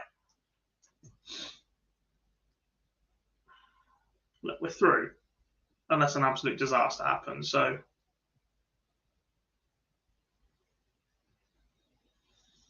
And we're not losing 4-0 to the Welsh.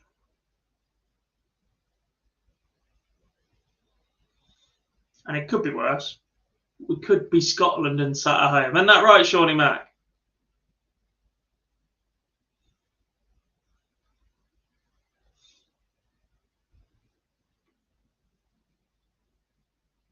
I did hear the Italian commentary for the South Korea lineup.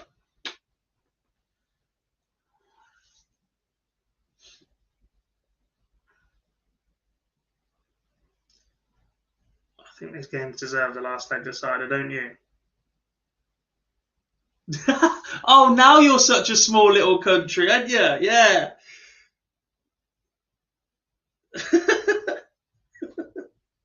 Tell that to Nicola Sturgeon.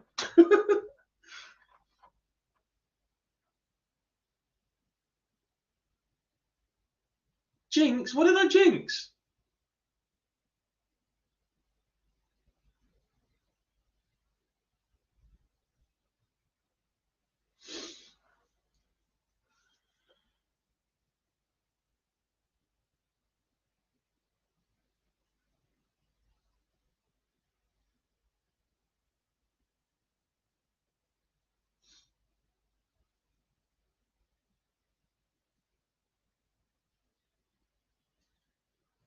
Let's say whoever wins out of Joy's first Rusty will make it to Ali Pali. So this is a last 24 game on board 5. So your players still in contention in that part of the draw as well. Joe Mernon, Gordon Mathers, Jamie Clark, Scott Waite, James Wilson, Steve West. James Wilson's playing steady. 5-1 up on Steve West.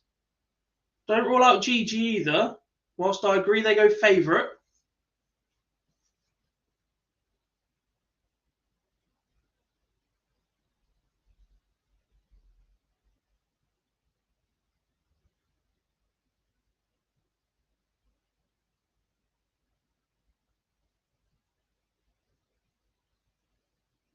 Rodriguez, how do you do that?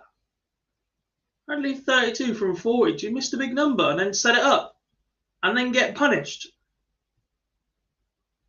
By Ryan Joyce. Relentless wins the last leg decider.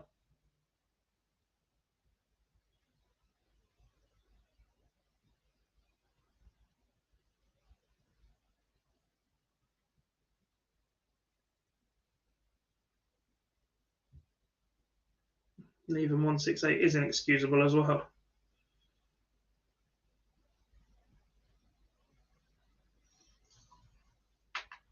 I see Johnny Clayton's miscounts are back over the weekend as well.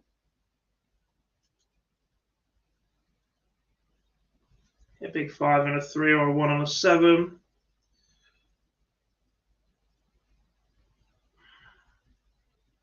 Where should we go next? We go Lennon Mitchell.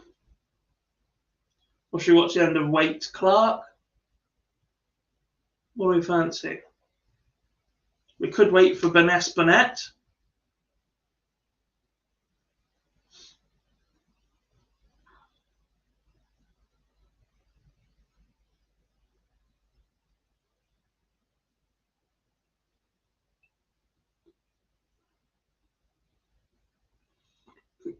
Connor Scott beats Kevin Dutz. He'll play the winner of Petretsko or Evans. Lennon Mitchell. As you wish.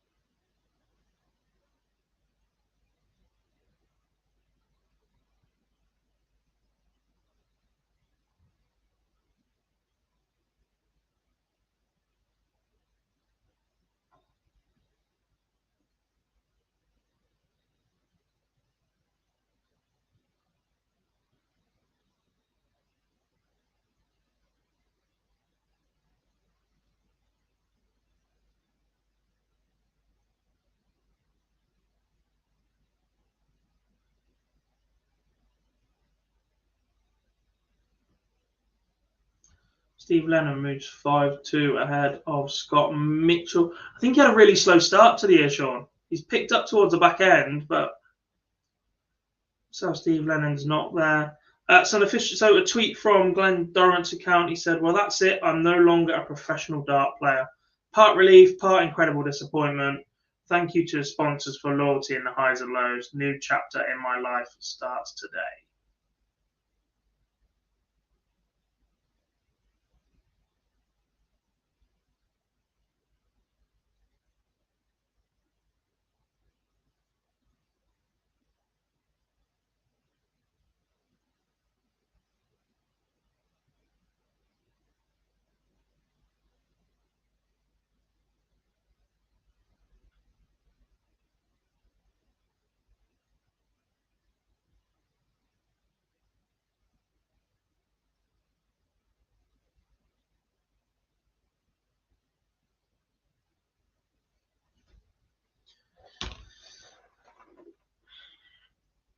Do I think those ranked 64 to 128 should have more leniency in regards to entering of darts comps?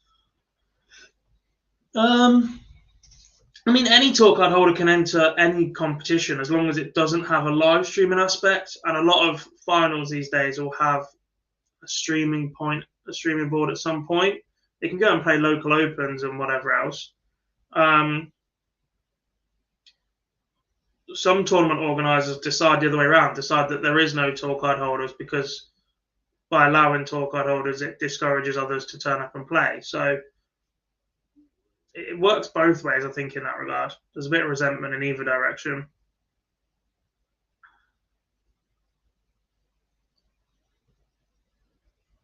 Jeffrey de Graaf has lived in Sweden now for 5 years.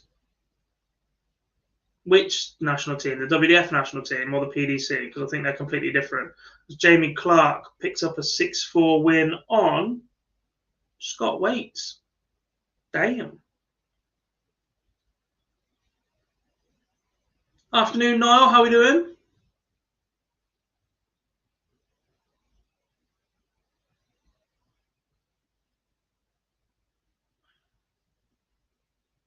David Evans beats Ricardo Petresco. James Wilson beats Steve West. And Nick Fulwell beats Tony Martinez. All in a matter of moments. And Steve Lennon has just missed starts to beat Scott Mitchell. And we go on in this one.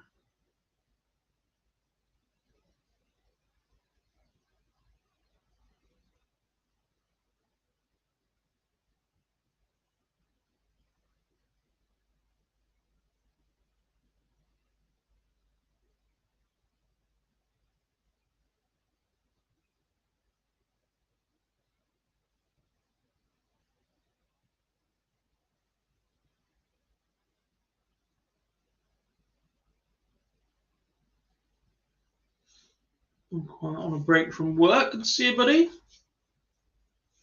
Are you going to Q School next year now?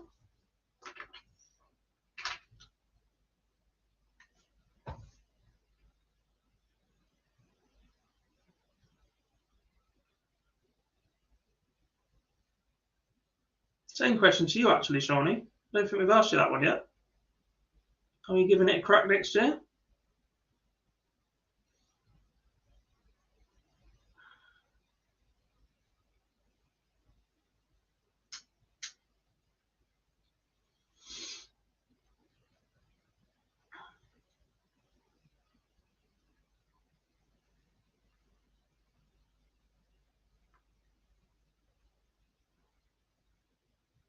Bergh ain't going Q School. Is he going home?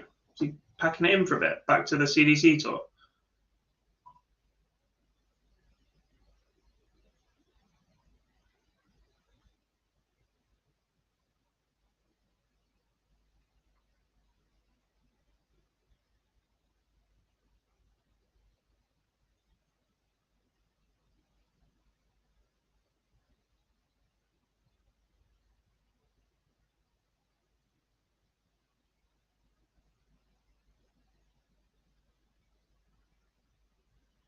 Gosh, shout out for the legendary MC Paul Star. I'm loving it. It's Tungsten Time. It's Tungsten Time will be back in 2023 for at least 4 events for the World Seniors. First, starting with the World Championship at the legendary Circus Tavern. If you've not done so already, check out Dartshop TV to grab some tickets. Niall is, I'm now was in 2 minds about it, but the form is coming back and we're playing a lot more. Good to hear you, buddy. All the best.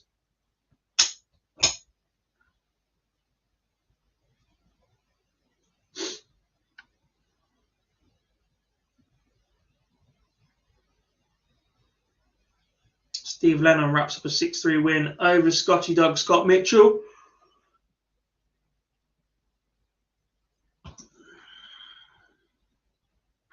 $15, 143 to win it. What a performance that is from Steve Lennon. So 2 games going on at the minute. I'm going to self-indulge a little bit in Burness versus Burnett. 2 players who, 2 of the standouts from Super Series or the Live League gone by. Scott Mitchell does lose his card. I believe he is going to attempt immediately to regain that, though, from conversations I've had with him in the past couple of weeks.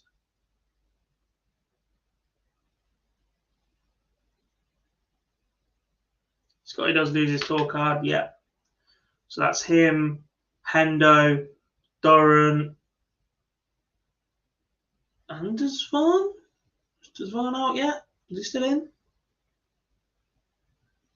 Andersvan.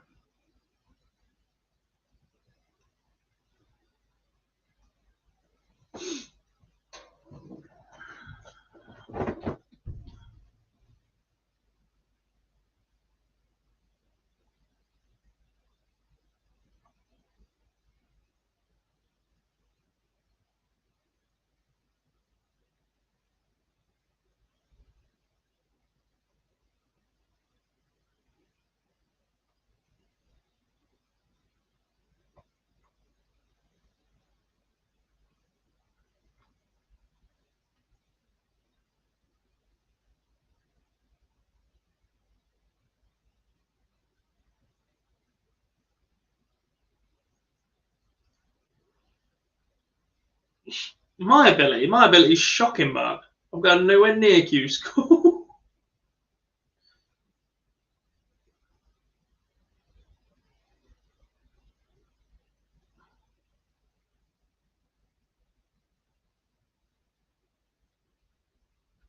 I'm much better at talking about darts than I am playing darts, which doesn't say a lot, does it?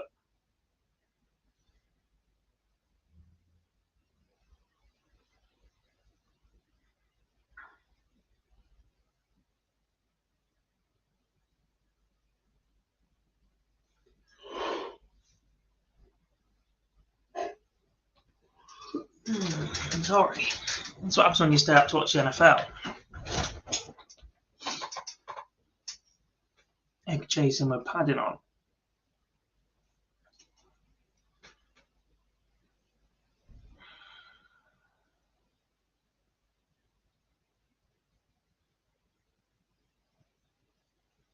Ozzy says, I'm going to head to the Players' Finals next year. Great buzz and setup.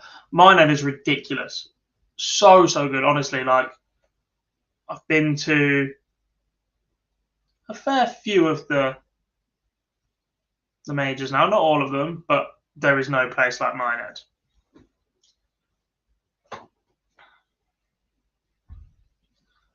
I will kick you out, Jar.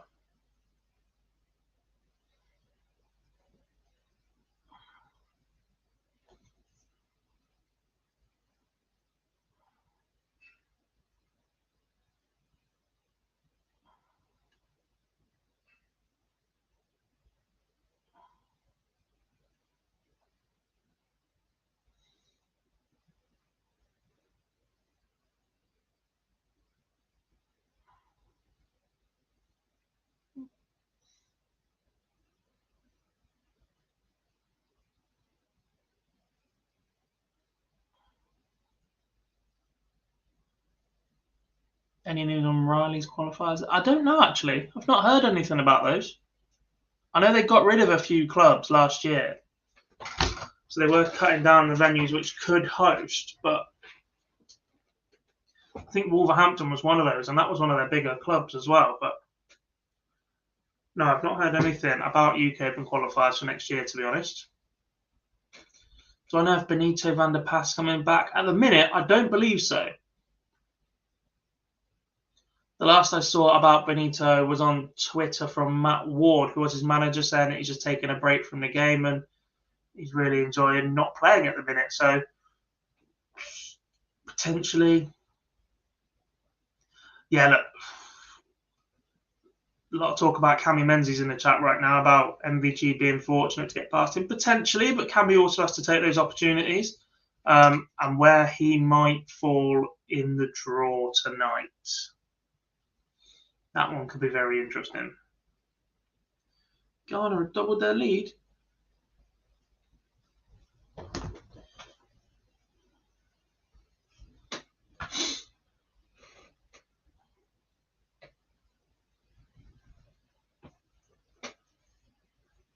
I'm saying nothing, Johnny.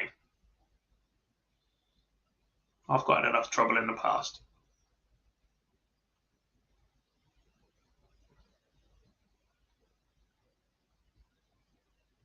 There's no way I've spoiled that. No way.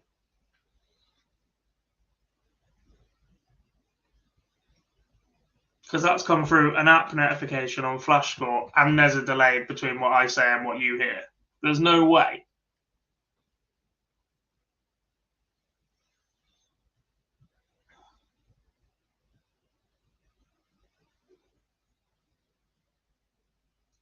Oh, look at you, Ultra HD. Well, that says you're right.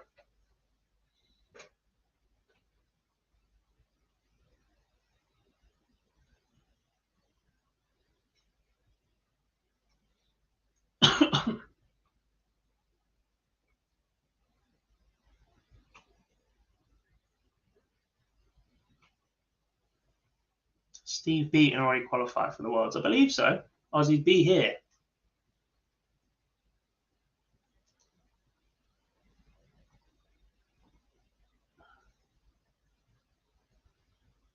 He has, and pretty comfortably in the end. 11th on the Pro Tour Order of Merit.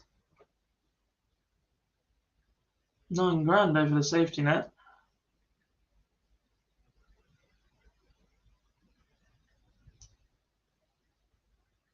Afternoon, Matthew. How are we doing?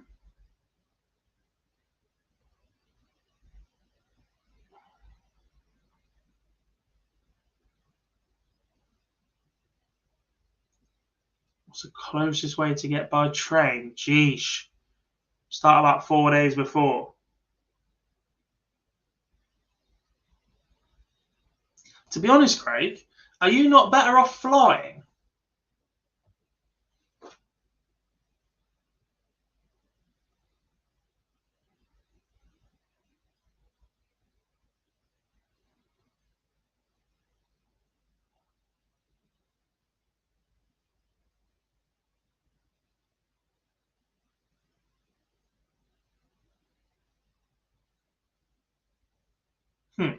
Nice try, Mark.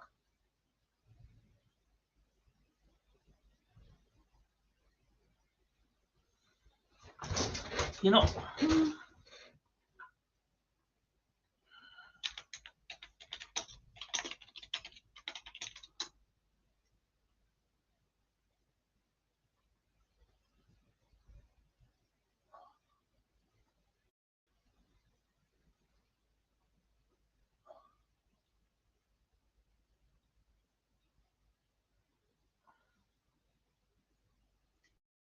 Can you not fly to Exeter?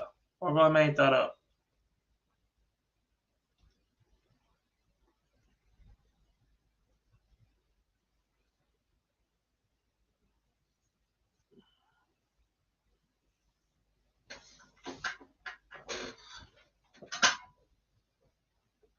Minehead is in the south or west of the UK.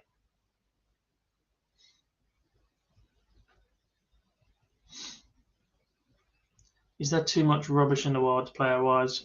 Potentially.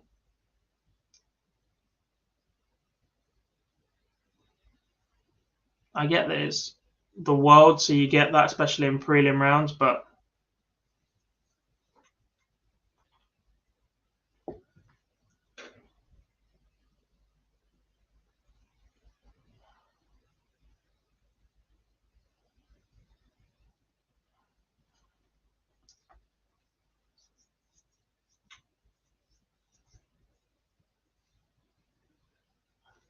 yeah, I'm sure you can fly to Exeter.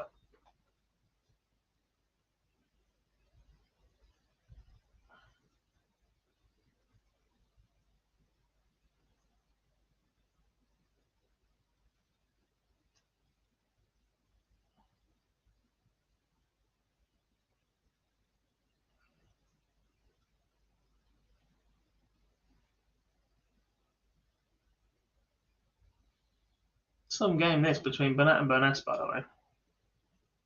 Still 3 apiece in this one. We've got a last 12 game underway between David Evans and Connor Scott. The winner of that will be 1 game away from qualifying.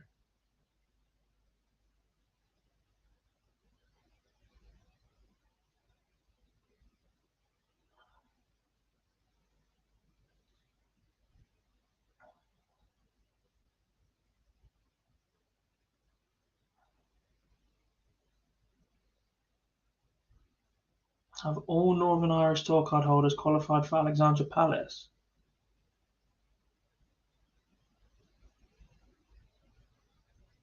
Yeah.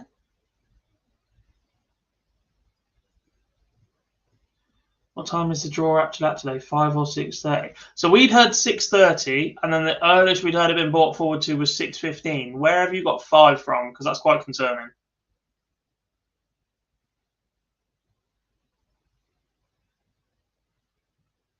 Because of the World Cup, it was our belief they were going to try and do it between matches.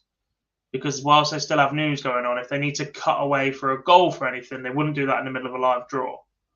So the only time to do this draw is before the 7 p.m. match kicks off.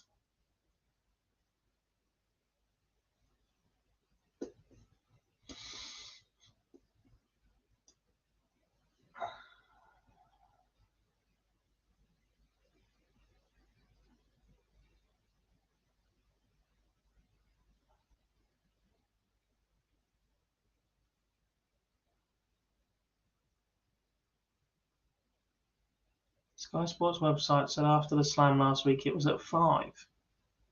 Oof.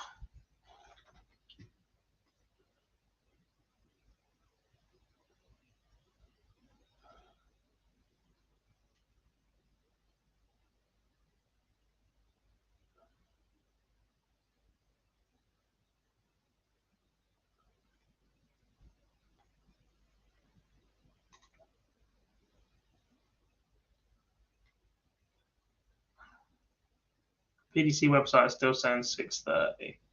I will ask somebody to confirm.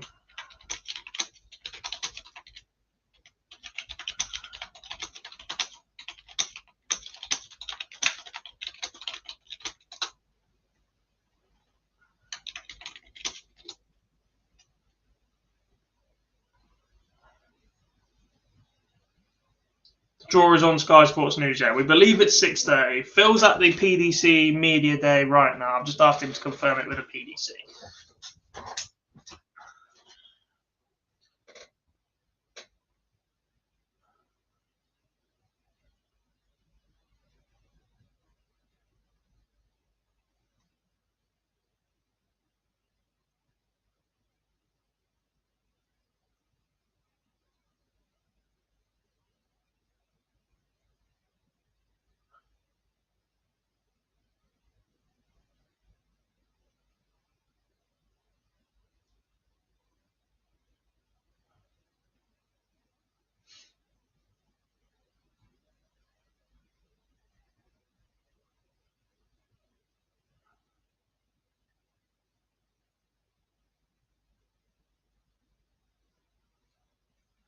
Ryan Searle for me, the dark horse of a chance. See, a lot of people were tipping Searle up last year, and I'm just not sure he's him.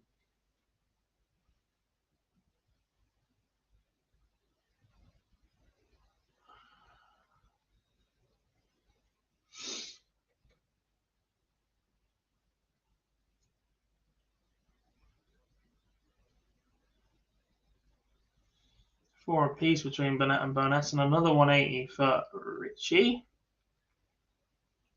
Scott and Evans are currently 1 apiece, and Jeff Smith is 1-0 up on Steve Lennon with a 13 data in a last 12 match. A reminder, that's effectively a qualifying semi-final.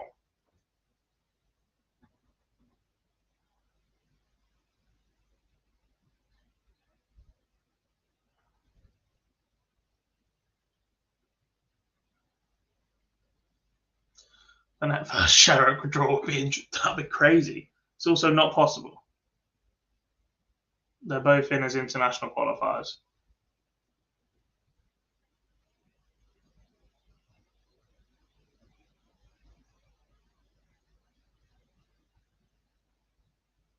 That is how the draw works, isn't it? I'm not just making this up. It is an international qualifier versus a Pro Tour player, isn't it?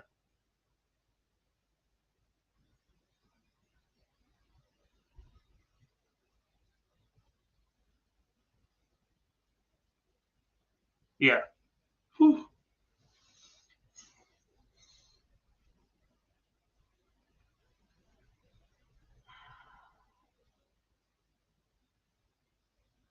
Gordon Mathers beats Joe Mernon 6-4.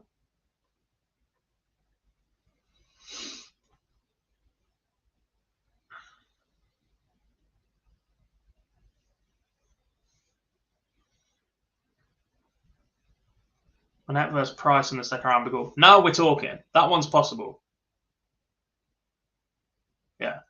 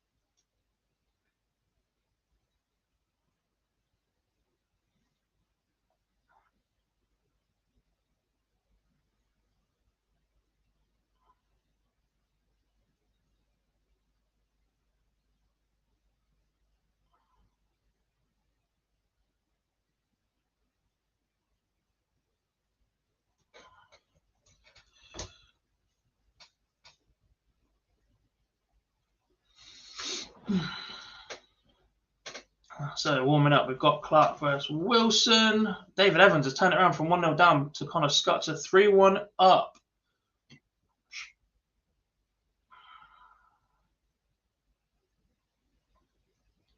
Jeff Smith 2-1 up on Steve Lennon, still averaging 102.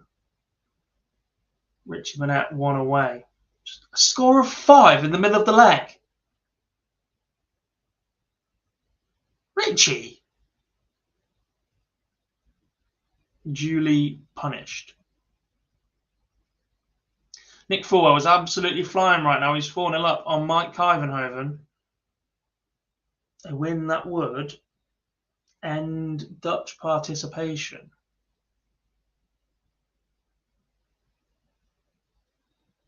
Yeah, I agree, Jamie. There's no possible good outcome for that.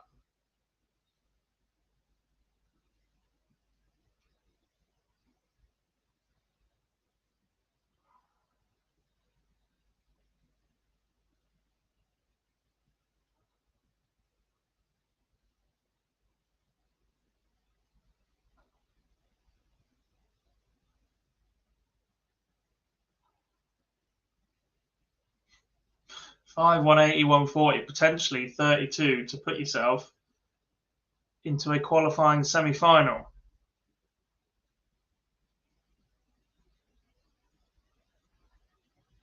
Kevin Burnett has likely missed a dart there. Richie Burnett does not miss 3. Richie Burnett is into a last 12 match, meaning he is potentially 2 matches away from reaching the Alexandra Palace. Who saw that one come in? Right, let's drop onto Evans Scott, because this looks like it's flying at the minute in David Evans' favour, and then we'll likely jump onto Lennon Smith at that point as well.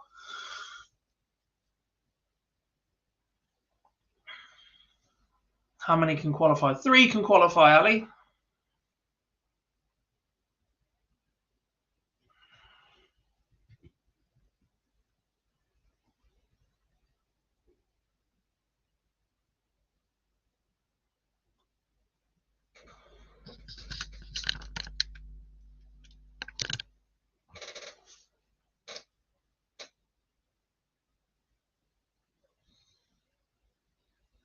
That camera's better. 6:15, give or take, is the time we've been given for the World Championship draw.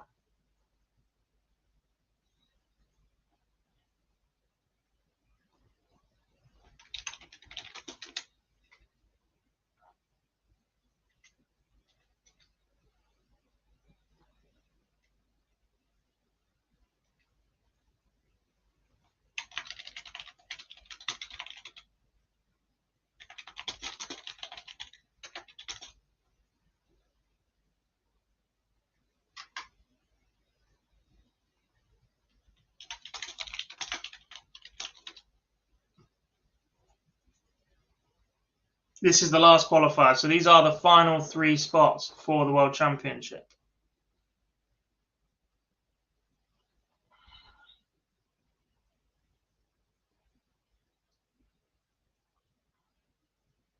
Who's Richie got next?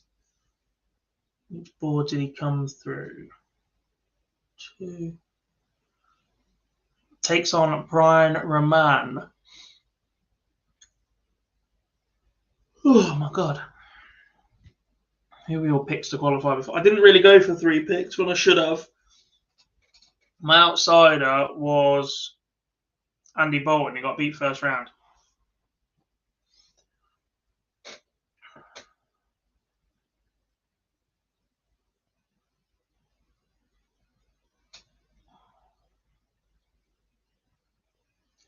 Nick Fulwell won away against Mike Kyvenhoven. Connor Scott gets a leg back, a break back. Final against Gary Anderson be a real interesting draw game. Yeah, if she gets there.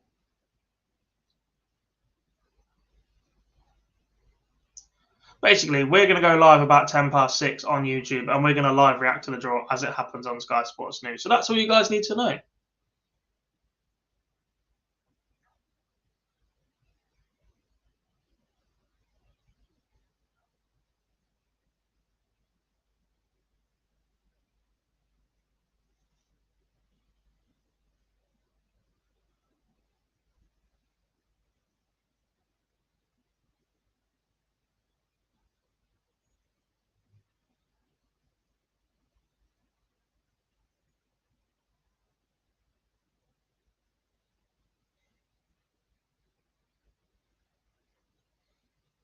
The draw is today, yeah.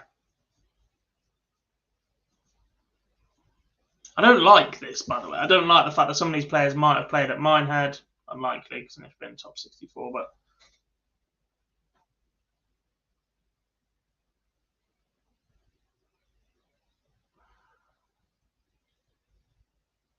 a lot of the staff left last night, drove from Minehead to Barnsley.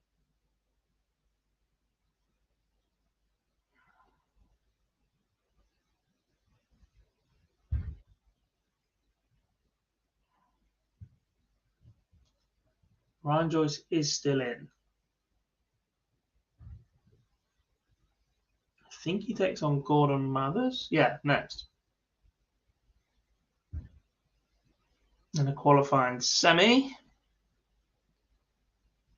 That road from the M5 to Minehead is always a ball. Yeah, especially if you get stuck behind a tractor through the village. Ridiculous. And whatever you do, folks, do not speed on the M5. Hey, Jarliffe. Is Ian White not qualifying a big surprise? I wouldn't say so. Like the Ian White that people know, maybe, but Ian White of the last 2.5 years, definitely not. Since COVID, Ian White has not been the same player.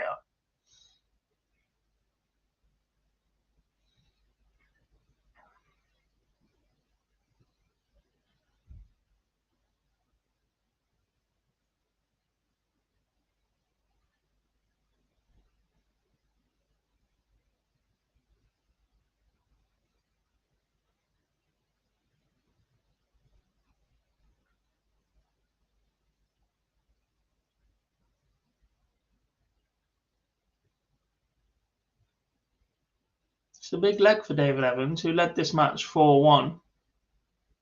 Scott breaks again.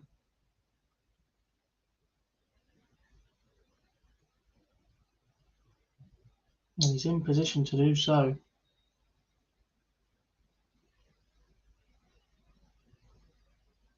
Huge hold for David Evans, though. 5-3. What a way. Jeff Smith still averaging a ton against Steve Lennon. 4-3 up. I don't think we've had any ton pluses to finish a match. We've seen a couple threaten it early. We had 102 from Rusty Jake Rodriguez earlier against John Henderson. That's about it so far. As we get Clark and James Wilson and Gordon Mathers and Ryan Joyce underway.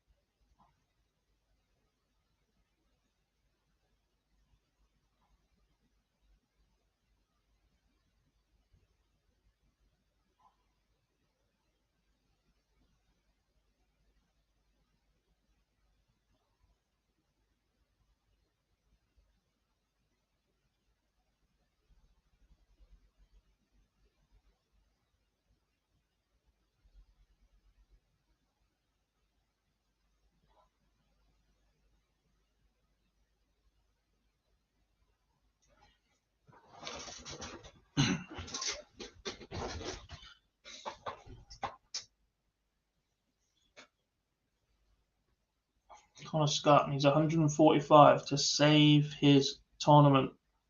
Doesn't go. And David Evans should get 2 darts.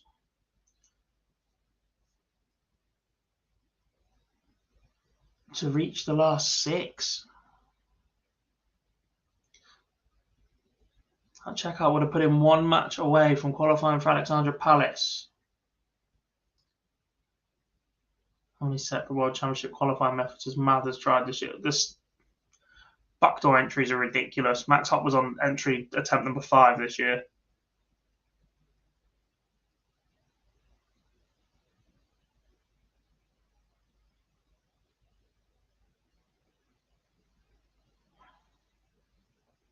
There we go. David Evans is the first man into the last 6.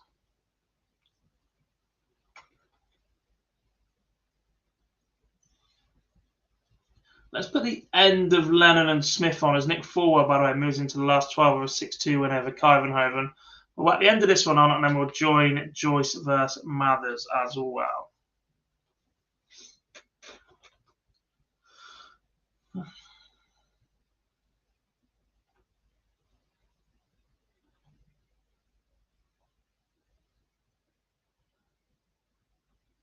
Hopp did not make it. Hopp was beaten first round by Ryan Joyce. 6-4.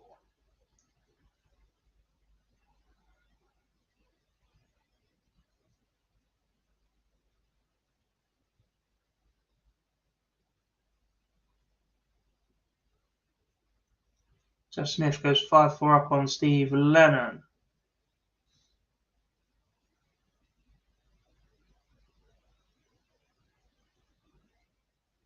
Yeah, it's not a dig at Mathers, Big Boss. It's the same as that it's not a dig at Max Hopp for being eligible for 5. They're just the ones that I know off the top of my head because I was talking about it yesterday. It's the fact that the PDC have too many systems where effectively by being a 30-year-old male tour card holder, you're at a disadvantage.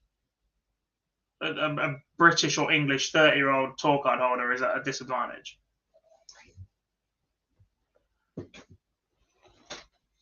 Yeah, Hopp could have qualified via the Order of Merit, the Pro Tour Order of Merit, the European Super League, the Eastern European Qualifier, and then the tour card holder qualifier. He was beaten in the final yesterday. Should there be a limit amount of qualifiers that players can enter? I think there should. I think at the start of the year or before any become apparent, you should be eligible to qualify through the Pro Tour Order of Merit and the actual Order of Merit as per. I don't agree with via the Development Tour. But the World Youth, yes, if you're a tour card holder. And then I think you should nominate one other qualifier. So in Matt Top's instance, it's either Super League, Eastern Europe, or tour card.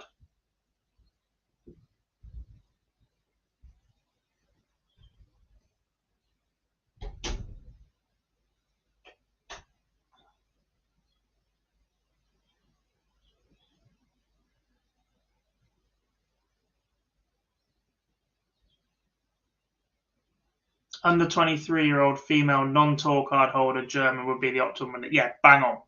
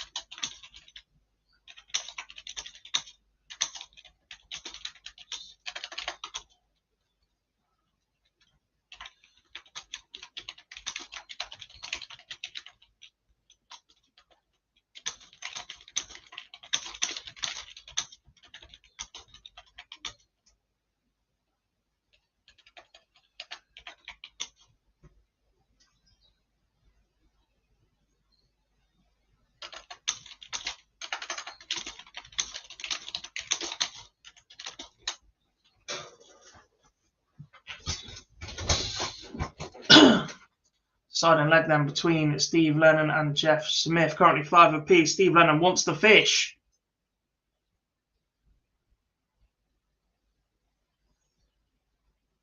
He doesn't go at least 74. What can Jeff Smith do? Back-to-back 140s have rescued this leg for him a little bit.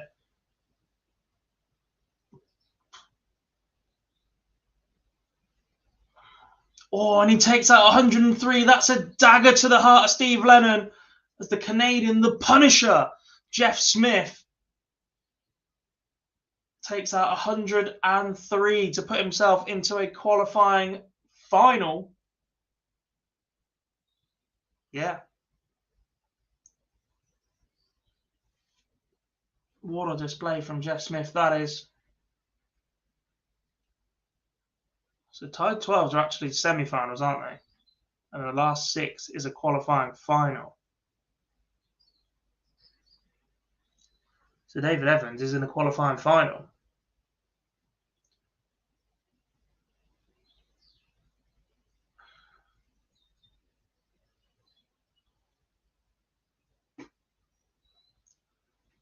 I think we promise you this one, but Richie Weddat's currently averaging 115 through 2 legs.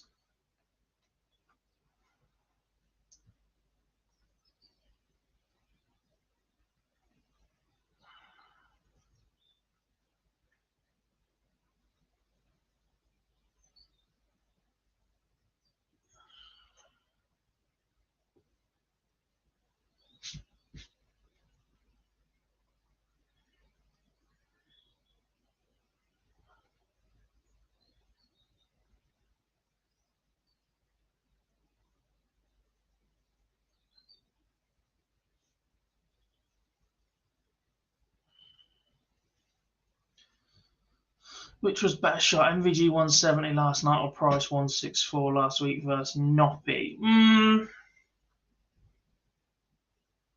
Probably the 170 because Cross truly had him at that point.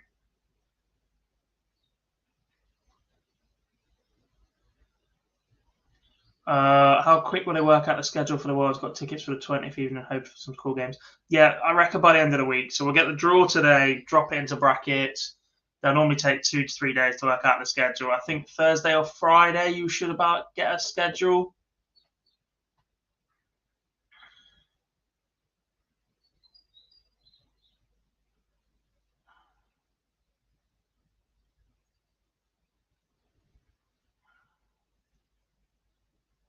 Ryan Joyce is relentless in his pursuit. He goes 4-0 up on Gordon Mathers.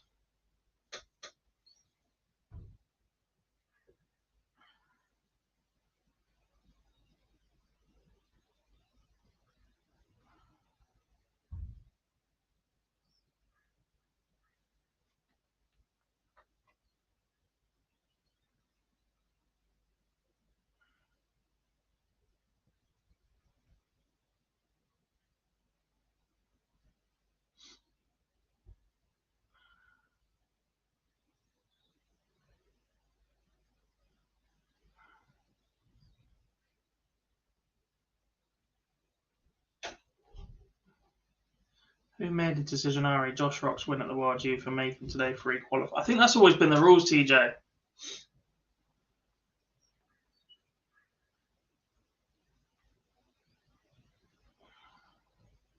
Is Steve Lennon still able to qualify for the Worlds? No, that is it, unfortunately. He falls 2 matches short and will not be at Alexandra Palace.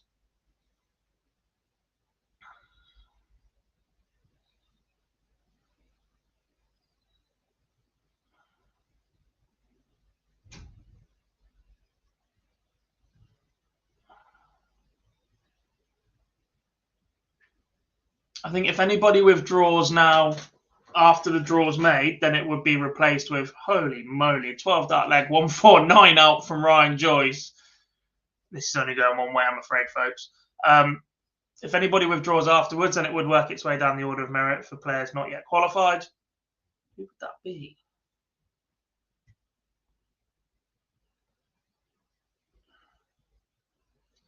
Ian White next in.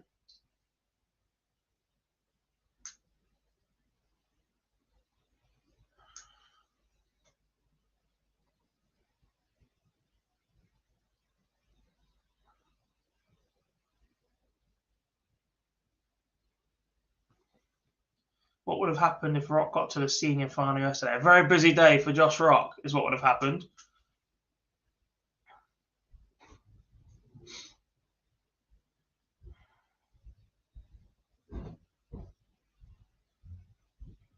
I'm not 100% sure, but didn't they move the World Youth final to a Saturday afternoon one time when Dimmy had a free bit of time and played it in the other room? Or have I made that up? Because he was still in the tournament or looking like he was still going to be in the tournament on the Sunday. If Josh Rock had lost the Youth Championship last night, would there only be 2 places left available? Yes. So Josh Rock had already qualified elsewhere. So if Nathan Gervin had won the final last night, he would have booked his spot at Alexandra Palace. Instead, that spot has rolled over to this qualifier.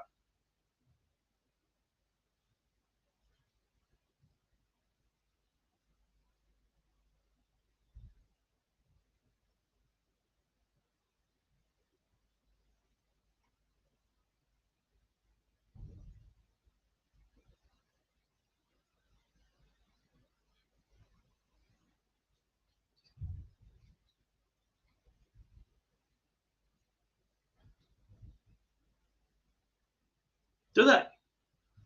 Placements would come from this qualifier. How would they decide that?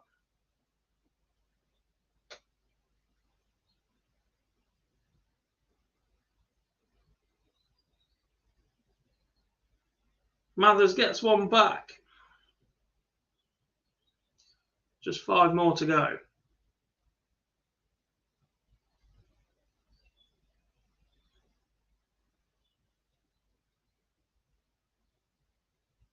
Richie Bennett is still averaging 114. Yeah, primary man 109 as well.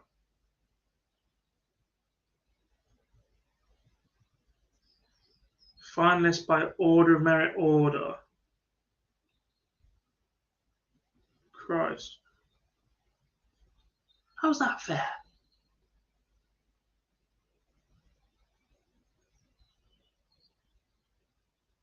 Not there.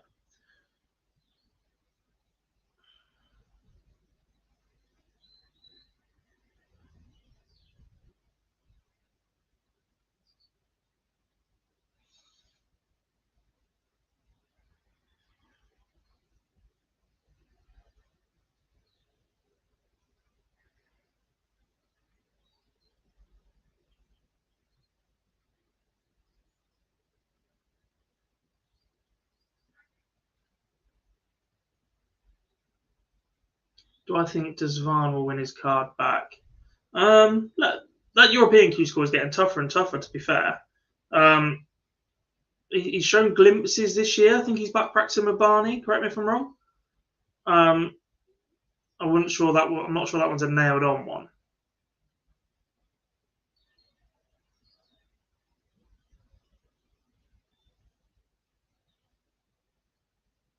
Did any of the old legends get in, like Robert Thornton, just Taylor even play? So they all play in the World Seniors. So there is currently no partnership deal between PDC and the World Seniors.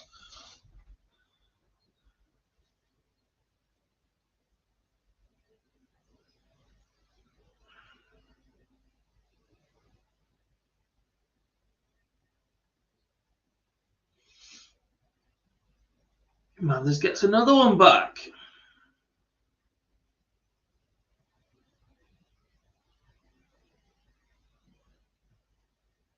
Real legit live in a TV news studio, TJ. It'll be on Sky Sports News.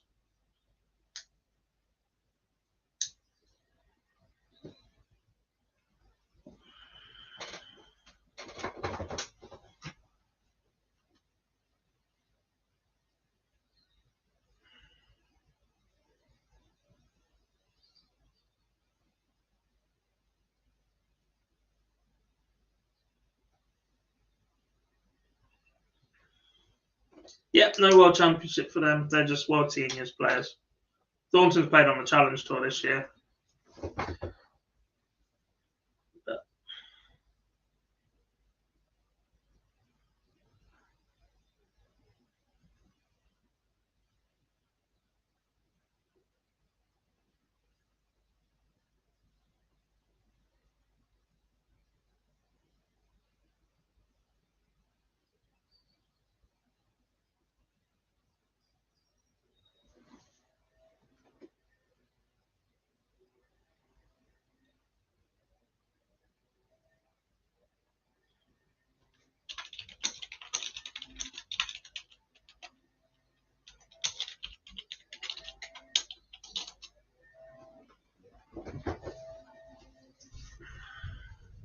We're back at football now, are we? Would the England team be better without Kane?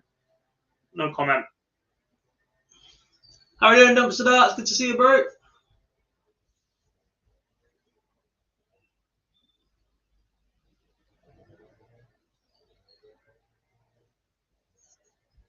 Mathers gets another one back. Hello?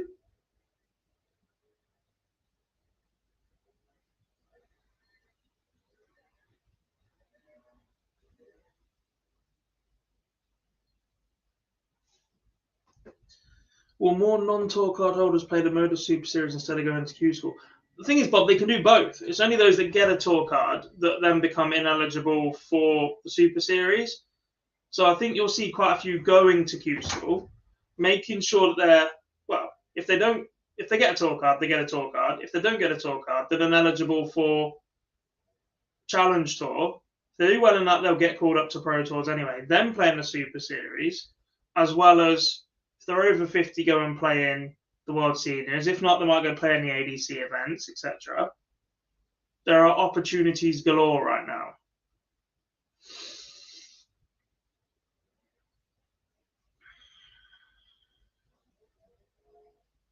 Richie Burnett is one away, and he's still averaging 114.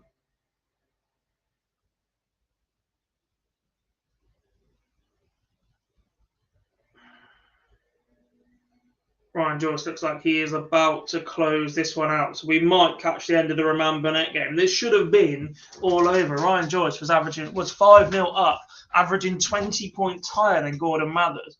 GG has since won the last 3 legs on the spin and denied us seeing any of the Burnett Roman game. Did we talk about the Glenn Durrant statement already? We did. He has called time on his professional playing career. So it looks like. Big 140 from Mathers. Pressures is 32, but this is Ryan Joyce's corner of the board.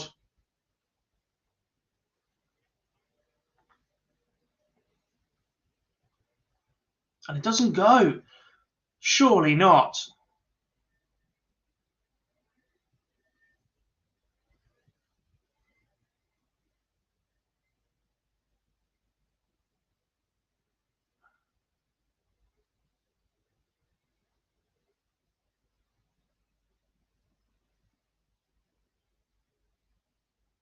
Was that Mather's chance?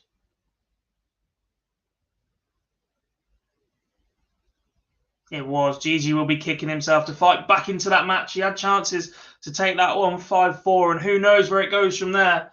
But Ryan Joyce is into a qualifying final. Let's jump on to the back end of this game then. Hopefully there's a little bit of life in it. We might see at least another leg. Glenn Durrant's tweet then 51 minutes ago says, well, that's it. I'm no longer a professional dart player. Part relief, part incredible disappointment. Thank you to listed sponsors for loyalty in the highs and lows. New chapter in my life starts today.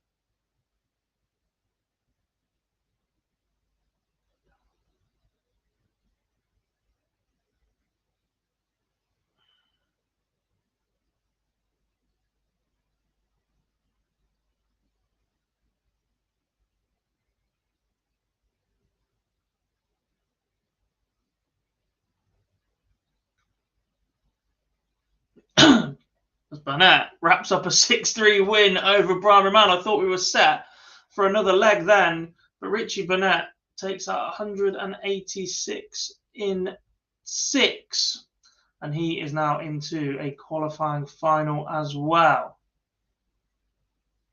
Let's drop on the end of Clark versus Wilson.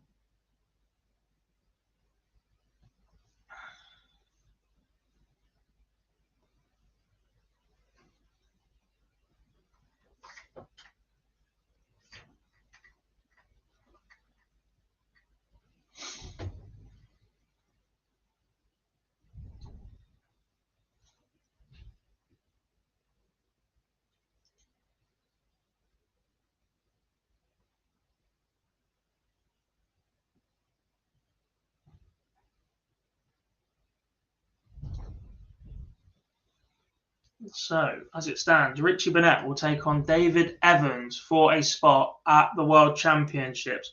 Ryan Joyce will take on the winner of Jamie Clark and James Wilson. Wilson wants 101 to force a decider in that. And Jeff Smith will take on the winner of Luke Peters and Nick Fulwell.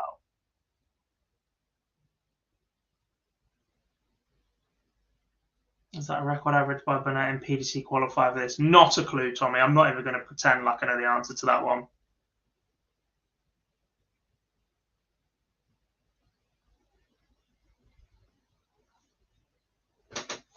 If over 15 players lose their tour card, will most decide to play the World Team instead of the PDC? Don't know, Bob. I think it depends on the player.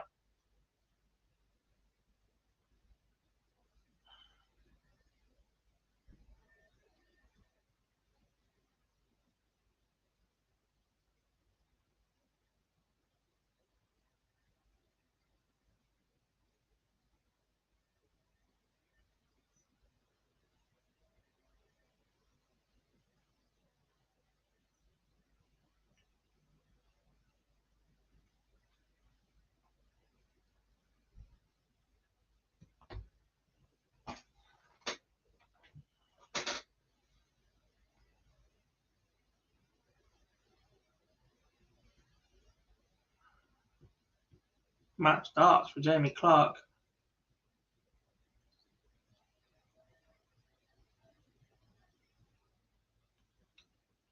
And that's Clark into that final. He will take on Ryan Joyce for a spot at Ali Pali. Hopefully they're going to start all three of these at the same time as well. Who are the three lowest ranked qualifiers in the hat for today? In the hat for the draw full stop, I'm not sure, to be honest. So we've got the ones on the right-hand side are probably the ones that are less likely to be ranked or not ranked at all, to be honest. I'm not sure many of them are. Ashton isn't this year. Baggish is. Bielecki isn't. Cameron isn't. Malcolm isn't. I don't think Gates is. Bo's not ranked. Hand's not ranked. Hempel's had a stinker. Hendricks, Elagan, Prakash Jiwa, Jose Justicia, Darius Labanauskas, Daniel Larson, Paolo Nebreda, Vladislav Omolchenko, Rob Owen, Christian Perez, Diogo Portea, Nathan Rafferty, Ben Robb, Grant Sampson, Fallon Sherrick, Raymond Smith, Toru Suzuki, Danny Van Tripp, Louis Williams, Nobuhiro Yamamoto. So the 3 players that qualify through this will sit on the international qualifiers side. That's the wrong button.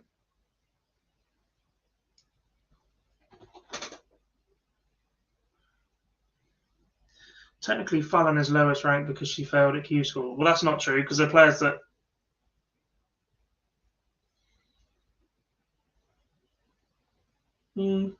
Maybe.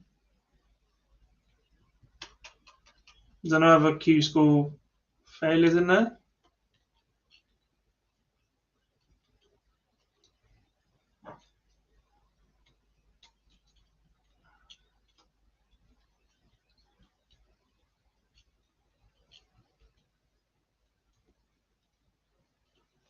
I don't think so, Bob, because then that pretty much rules out international competition at all, and then it's just a PDC end of year piss up.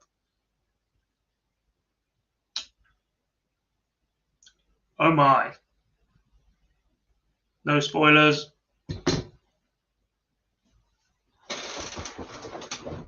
Afternoon, Andrew.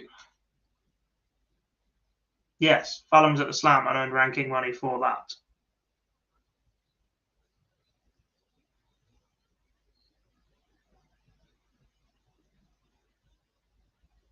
How will Robert Owen get on at the Worlds? Depends on his draw. I keep saying that until we get that draw later on this evening. But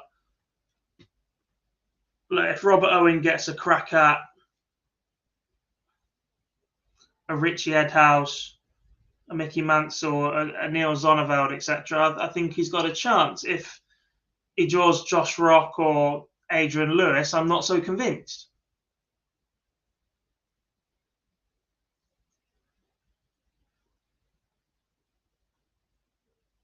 Andrew, look, you keep having a pop, mate, but Omolchenko and Fallon are in the same part of the draw, so they can't draw each other.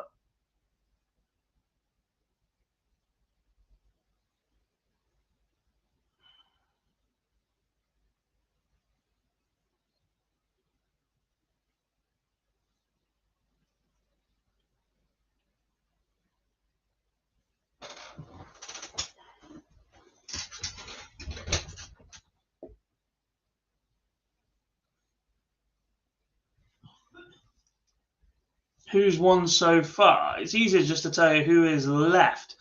So we will shortly see a qualifying match between Richie Burnett and David Evans. We will also see one between Ryan Joyce and Jamie Clark. And then the final match you can see on screen right now, Luke Peters and Nick Fulwell. The winner of that will take on Jeff Smith. How many are on PDC Tour? How many what, Mad Donny?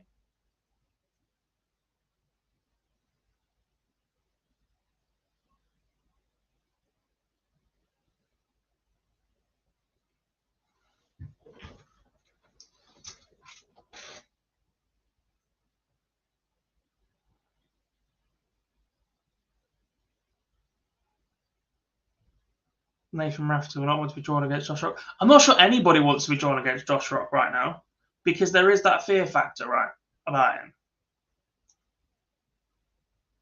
Just imagine Fallon versus Ted. Ted's not qualified. Ted was beaten earlier, wasn't he?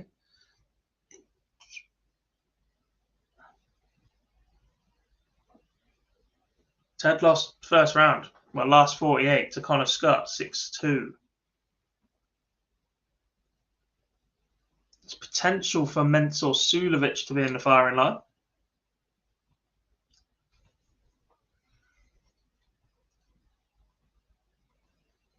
I'll tell you what is possible.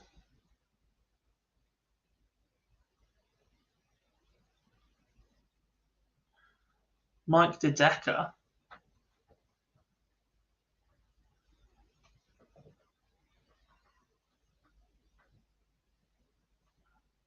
That's not bad. 72 to 128. Do the seeds play each other in seed order from the last 82, assuming they all got through? They do. So Gerwin Price will take on Barney, Peter Wright, Kim Hybrex, Michael Van Gerwen, Mensur, Michael Smith, Martin Schindler, etc., etc. So there's 128 players on the PDC Tour. Yeah, MVG No, MVG prize final, isn't it? It'd be Wright versus Van Gogh in semi.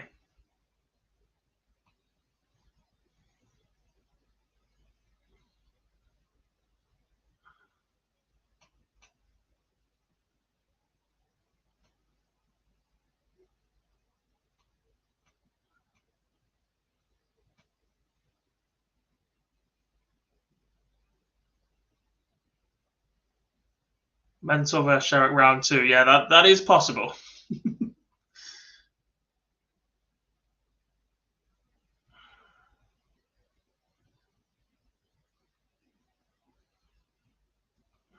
Chance of Fallon versus Decker, which would be the. She beat him at the Grand Slam. With the winner of that to play Mensur Suljovic. And this was not very quick, Justin. Specialist 4 just missed plenty of darts to take a 5-2 lead. Instead, he's been pegged back to 4-3.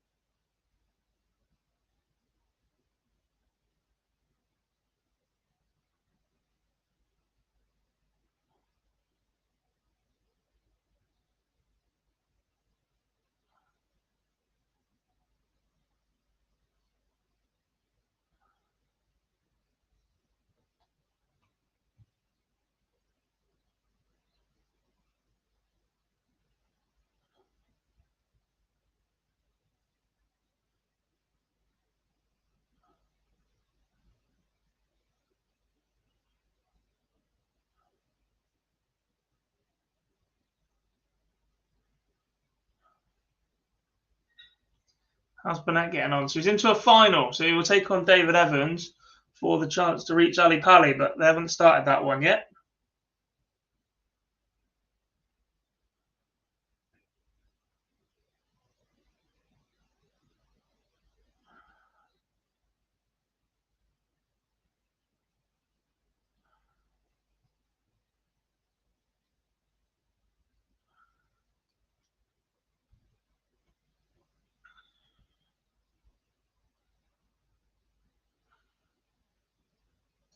I don't know about Jose Ticia.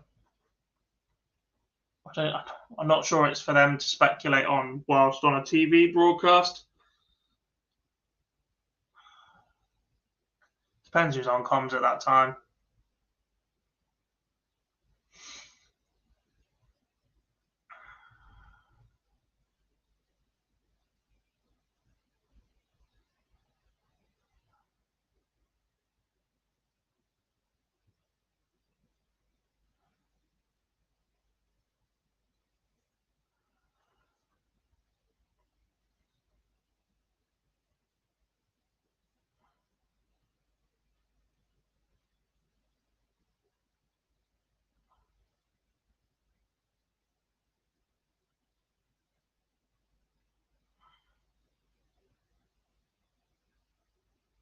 How does the draw work? So there are effectively 3 pots of players. So there are the top 32 in the world on the order of merit.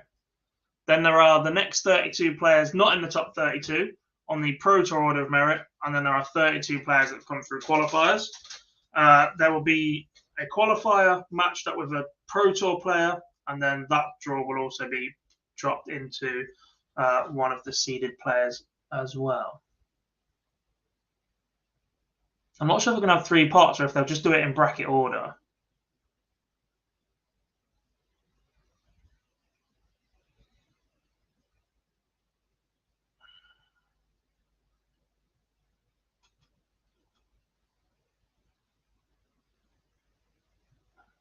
Match starts coming for Nick Fulwell then. Double 10, and he will be 1 match away from the Alexandra Palace.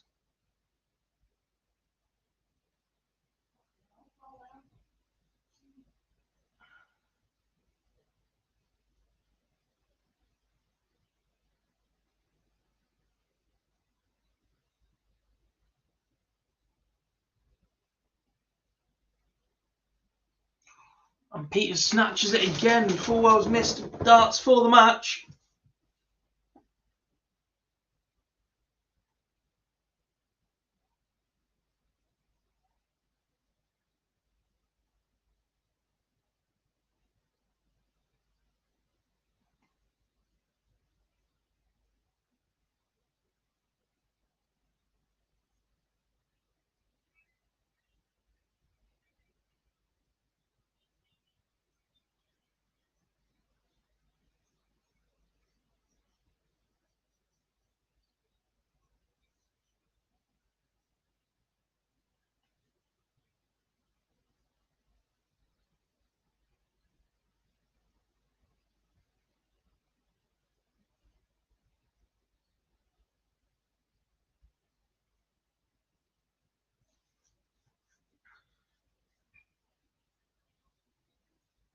Stolen the darts here in leg number 10.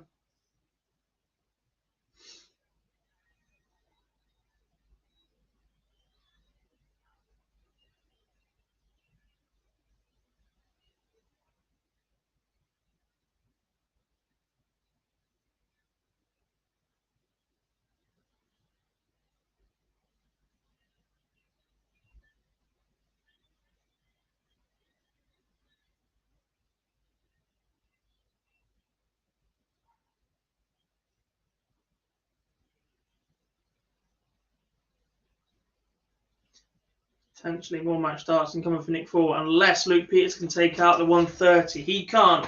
Just 80 scored. So 3 in hand at double 14. The Mentor for a spot in a qualifying final for Nick Fulwell. He missed 3 at double 10 in the last leg, and he's gone inside on the double 14. Peters 50 to send us to a decider. That goes in 2 darts. How badly are those misses going to play on the mind of Nick Fulwell?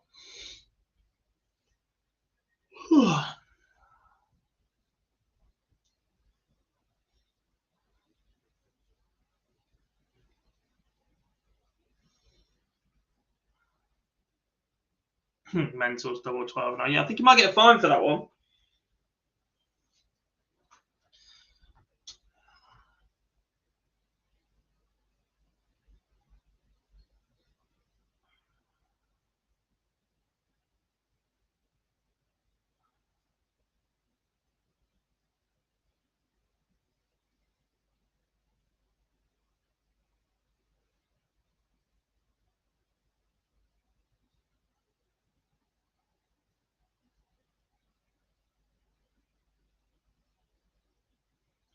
I don't like coffee, unfortunately, Shawnee Mac, but I don't know why I'm struggling so badly. A vodka will do. Might perk me up a bit.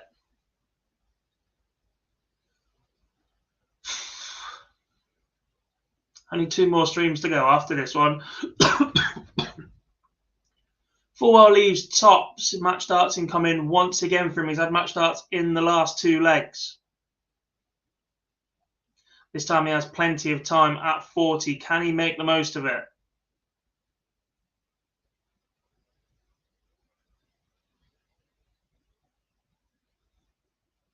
As 2 of the finals are underway, by the way. Burnett has taken the opener against David Evans. Fulwell's left 10. He cannot buy this last double he needs. There it is, though. Nick Fulwell into the final. He'll take on Jeff Smith for a spot at Alexandra Palace. Right, we missed this last game out. There's no way I'm being denied any more Richie Burnett action. This very averages 80s for the entire game.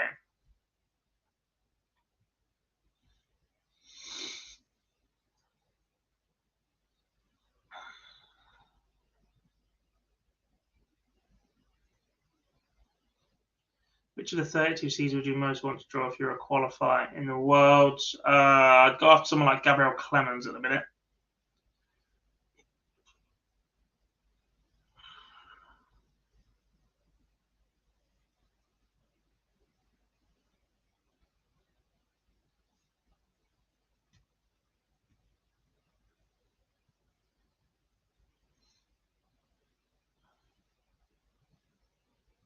Merv's not a bad shout.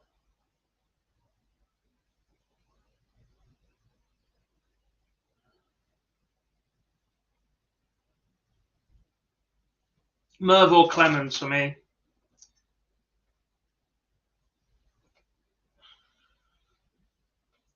Mensor's too slow.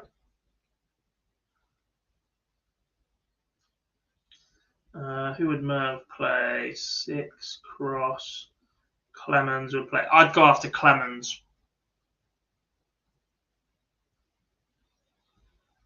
That's the one. I think he's more than beatable on TV. And if you beat him, you run into Wadey. Or Wadey already fallen to somebody else. So Gabriel Clemens is the shout for me.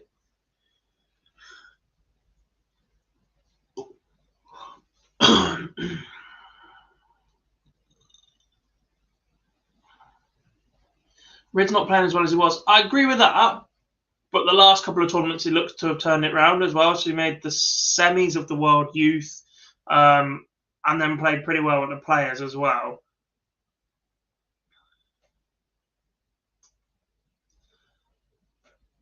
There was literally for the World Youth, I'm sat there saying I don't rate Talon's form or anything, but in reaching the semis of that and then going to the quarters of the Players' Champ this weekend, I just think he's got that little bit more to him.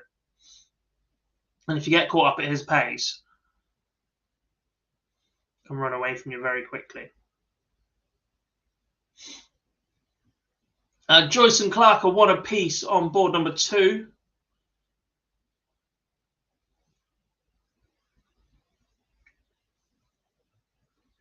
This time last year was unbelievable. There was talks of Callum for the Premier League at one point. Very early talks, but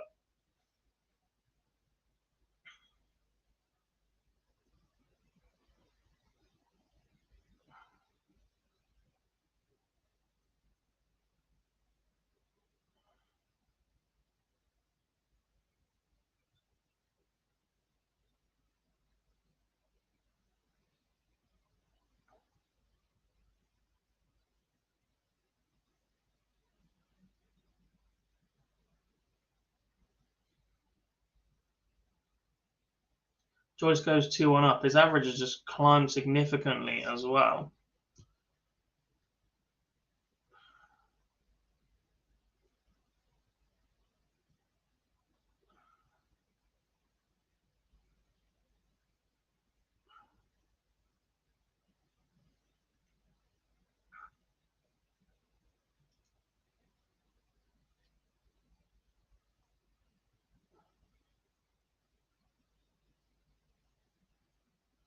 It's because he just banged in a 12 dart leg.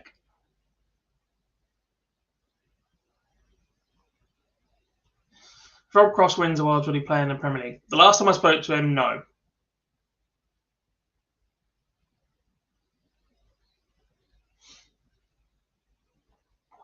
He says he wasn't interested. They're Rob's words. It's not a bold prediction. He stated it a lot after being overlooked last year.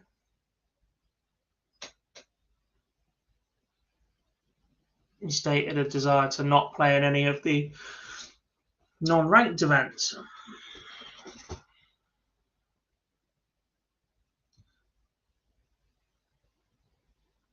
Right, I'm going to show you this one as well. Why not?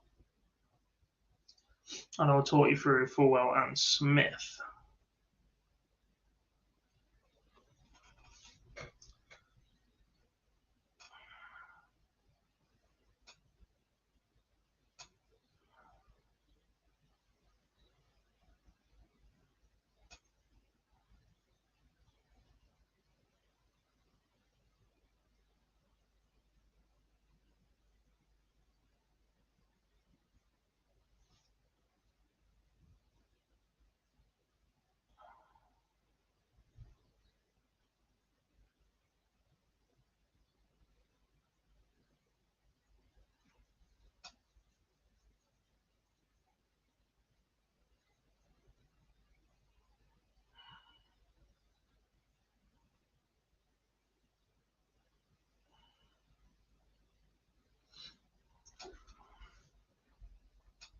Does that include the World Cup? Don't know about the World Cup.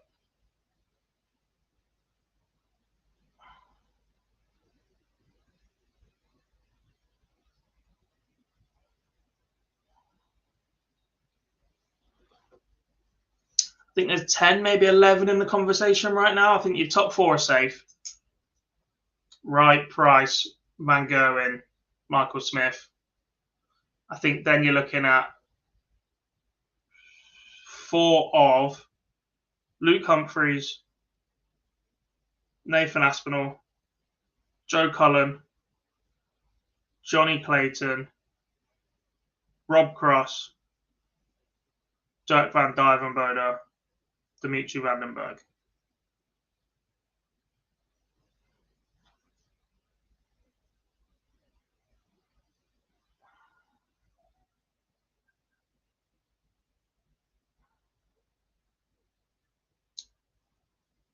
Burnett moves 3-1 up, as is Ryan Joyce right now. Clark needs a 2-double visit to pressure this as well. Yeah, Asp 2 major finals this year.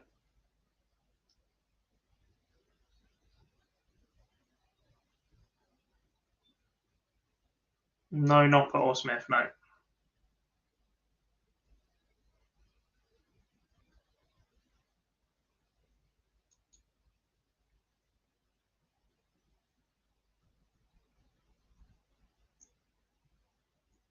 Dimmy has done nothing since the match play, but if he has a really strong Worlds,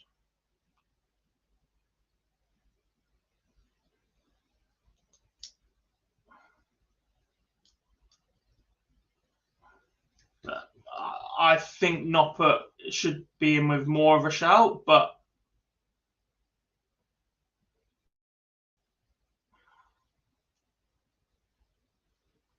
the whole doesn't tick enough boxes has reared its ugly head again. No, wrong button. Let's see if we can get this one.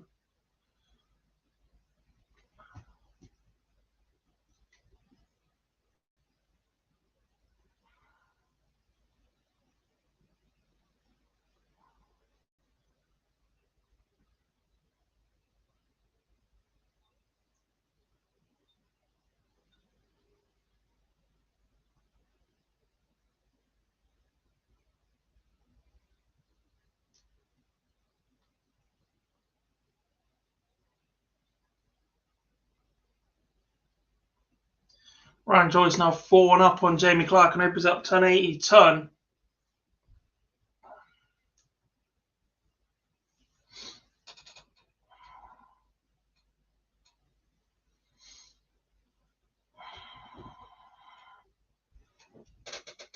Noppert should be considered 100%, but as far as I know, won't be. Because, hate the rule, but doesn't tick enough boxes is the phrase, and whatever else. Even Marco van Gerwen was saying it last night about how he's very, very good, but he's boring. Yeah.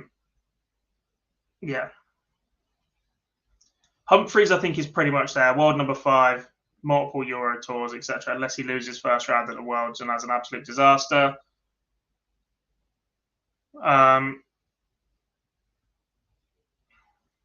I think the fact they've cut the field to 8 has shot themselves in the foot massively. Instead of 10. But yeah. When did they announce lineup? It's changed in the last couple of years. So it used to be straight after the World Championships, and they started announcing some, but not all. Waited for the Masters. They got pretty fortunate with Johnny Clayton and Joe Cullen winning the Masters, to be fair.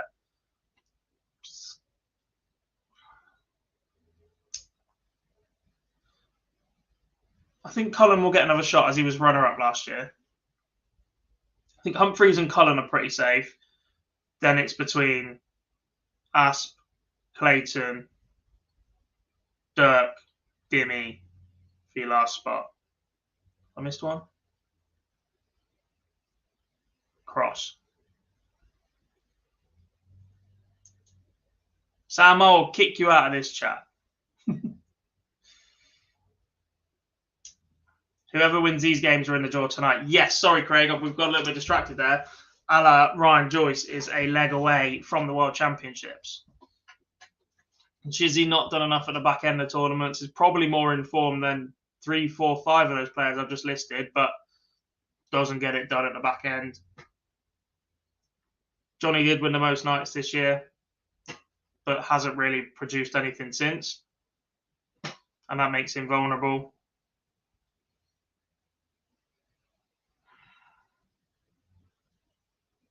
First to 7 legs, Raven. Great spot. Where on earth has that come from? 2 legs away for Ryan Joyce. 3 legs away for Richie Burnett, and Nick Ford and Jeff Smith. Still hasn't started yet.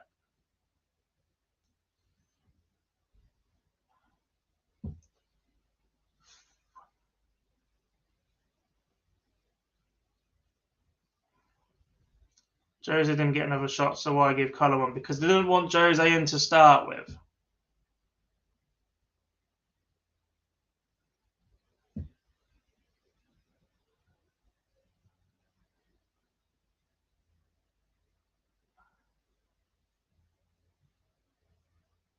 Clark gets one back, 5-2 behind to Joyce now, but only a hold of throw. Needs a couple of breaks still. Ross gets last 8 or better in the world. He'll be in potentially. I still think there's a lot to do for Ross. Big loss in the Premier League semi-finals. Collins seemingly affected Johnny badly. And the fact he was knackered. Johnny's been out on his feet since May. And just played in everything still. Is there an unwritten rule that the world champion gets Premier League pick? If Barney was to win. Yes. To not have your world champion in their biggest touring roadshow exhibition is marketing suicide, to be fair.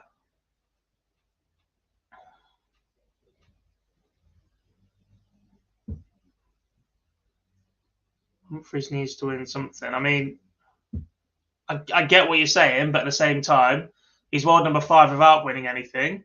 Michael Smith's been included in the last couple of years for similar reasons. Won 4 Euro tours, and they see him as young, exciting, and carries the brand the right way.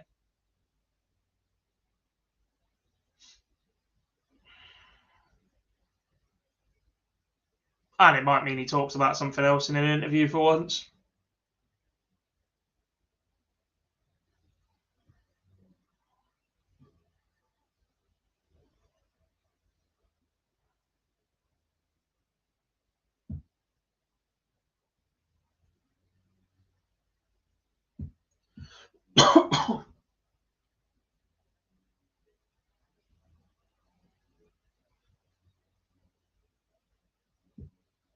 How close is Barney to the Masters? The Masters top 24, isn't it? Barney's 8th at 30 seconds. So what do we need? We need post-World Championship. So Masters race? There isn't. So we need tour card race. Barney moves up to 29th. He needs to earn 56 grand to get ahead of Gabriel Clemens, which means he's a minimum semi-final away. We have all 3 games live, and we have Richie Burnett and Ryan Joyce at match point. Richie Burnett is a leg away from the Alexandra Palace, as is Ryan Joyce.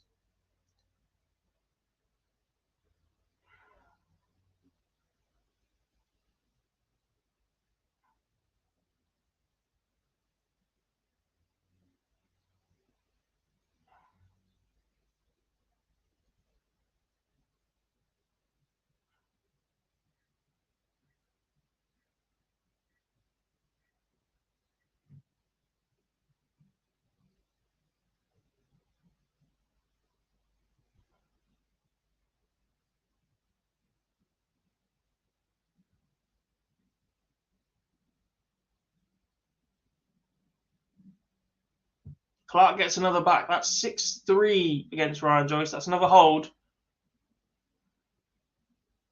He does need to win 4 on the spin, though. David Evans needs 6 on the spin because Richie Burnett is flying.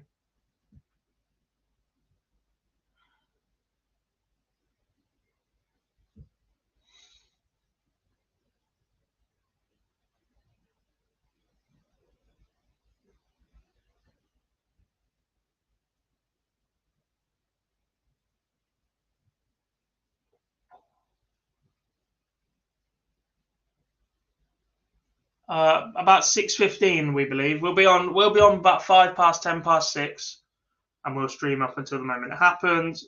Quick instant reaction with Dan and Liam, and then myself, Phil, and Lee will be back for 8 o'clock this evening.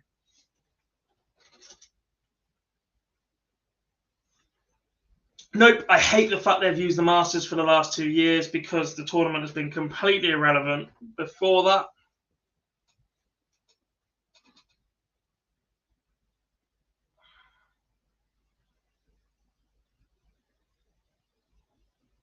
Am I going to the Wilds? I don't actually know at the minute.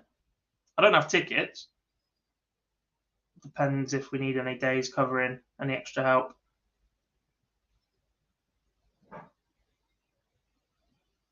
Or if I'm going to be here every night for the Fallout Bar.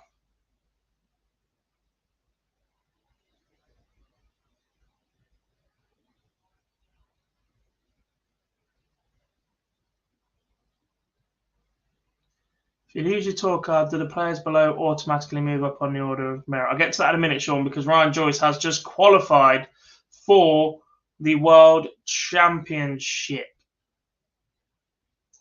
I think he just missed out on the order of merit, but that victory there. He was £250 out of qualifying, but fair play to him. Ryan Joyce has secured his spot at the Alexandra Palace after a 7-3 victory over Jamie Clark.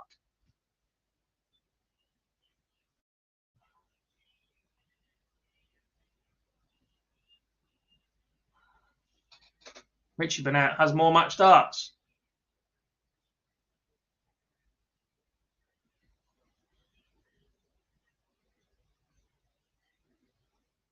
And he's now scored one and busted another.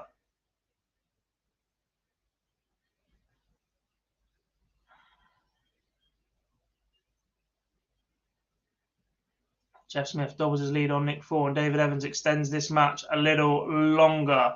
Right, if you lose your tour card, do the players below automatically move up on the order of merit accordingly, and where do new tour card holders start? Yes. So if you are on year 1 of a 2-year tour card, then you'll move up. So you'll move up to rank 60-something, even if you're currently 80th, once tour card holders drop off, and then they'll fill in accordingly. New tour card holders all start from 0, and then as they win money on the first Pro Tour weekend, etc., they start building up their ranking. Too many non-ranked comps for me. Same for me. What's Burnett's walkout music? I don't know. I'm sure it clashes with someone else's as well. It's been a while.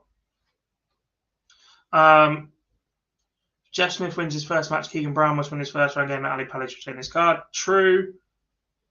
Joyce does it. Yeah. I'm going to Worlds. Will MVG be on the first Saturday, 17th December? Possibly. That does sound like the sort of thing they would do. We'll know more by the end of the week, I suspect. That's when the schedule of play is normally out. Ian White looks finished. Yeah, he's in trouble. The draw is at 6:15 to 6:30 this evening on Sky Sports News in the UK and the Sky Sports YouTube channel, potentially PDC as well. Dakota by the Stereophonics is Richie Burnett's Walk On. What tune that is, by the way. Great shout. Felt really sad reading Dozz's tweet before. Yes. However, he took to commentary like an absolute duck to water earlier in the week, or last week. And I think we might see a little bit more of Glenn Dorrant just yet anyway.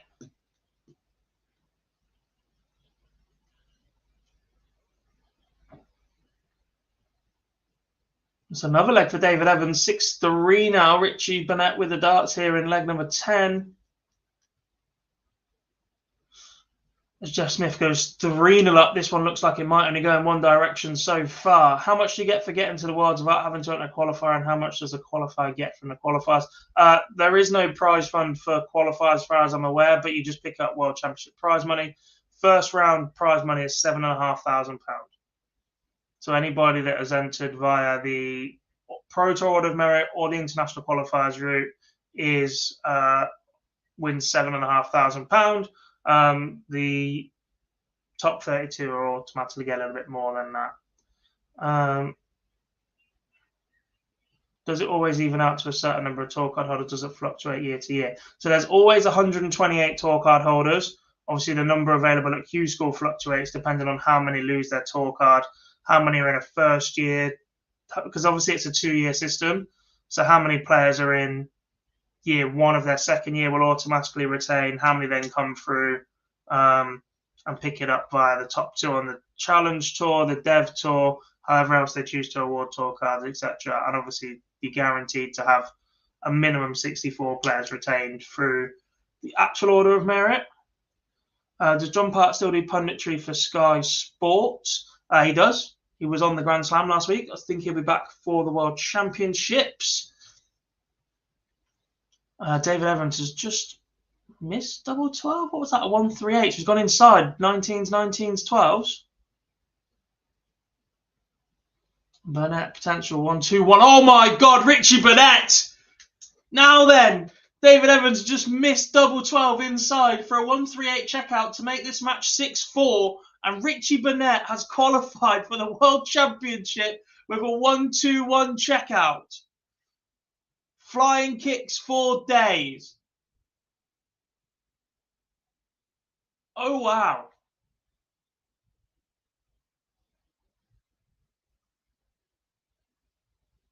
And now just one spot remains. Ryan Joyce had already qualified a few moments ago. Richie Burnett has just joined him. And now we await the winner of Nick Fulwell and Jeff Smith. As Jeff Smith goes 4-0 up on Nick Fulwell. Jamie says Nick has nothing left. I do think he plays 5 players. Tough day for Nick Fulwell so far. And it looks like he's running out of steam at the complete wrong time. Richie Burnett has gone down very, very well in the chat room. Well done to all you guys supporting him. What a moment that is for the Prince of Wales. Let's whack that in the middle.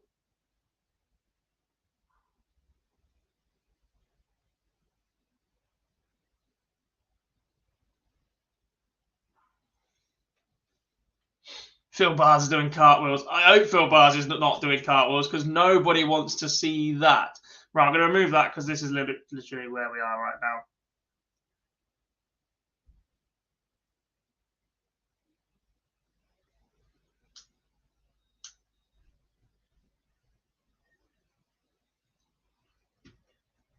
If you get a tour card for 2 years but get into the top 64 before it expires, would you need to win back the tour card? So if after your 3rd year you're outside the top 64, yes.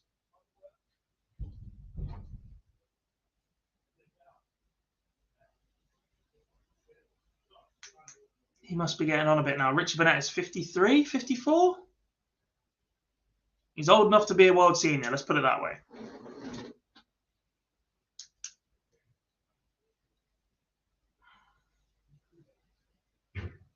Burnett versus Price in round 2, please. Yes, the Battle of the Prince of Wales. No, the Iceman against Prince of Wales. Louis Williams is the Prince of Wales, who is also in the international qualifiers part of the draw.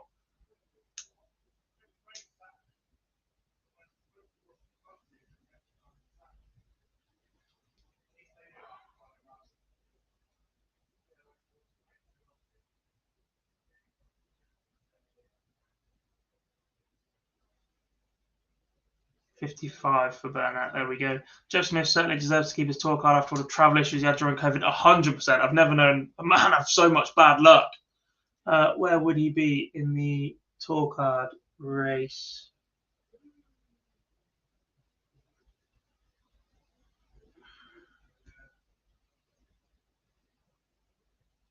This puts him right back in contention. 7.5 grand puts him on 56,750. So level with Ron Meulenkamp and Adam Gaulas in 62nd and 63rd.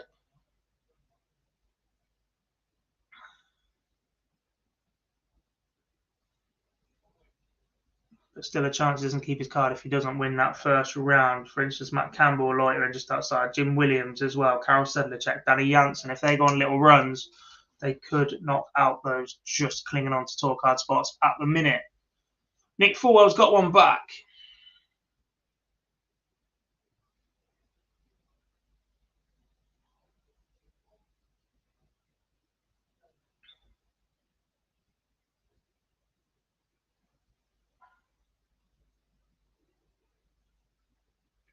Will James Wade retire after the Worlds? He's been talking about it all year. I don't know. I'm not really sure where that came from. Obviously, then he went on to win a Pro Tour a few weeks later and said that he'd never felt so happy and confident and calm, etc. So I don't know with James. Obviously, he's not currently under a management company, and I think some of that might have been playing on his mind, that suddenly if you've got to go through all that effort to get yourself everywhere and whatever else, that might have been part of the reason why I was considering that. I think he's far too good to retire, but been doing it for a long, long time, and he's a player that doesn't like that. So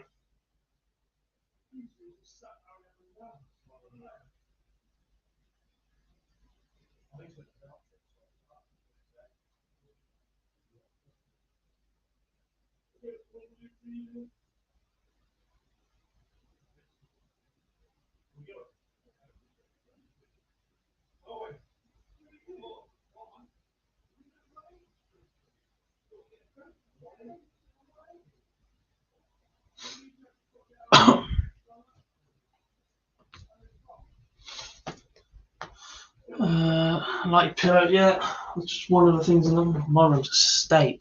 Apart from Bunting, don't I have any other players who are Reds? Robbie Green is a Liverpool fan. I think Alan Norris is a Liverpool fan. I think Johnny Clayton is. I think Johnny Clayton has got Justice for the 96 on the back of his shirt.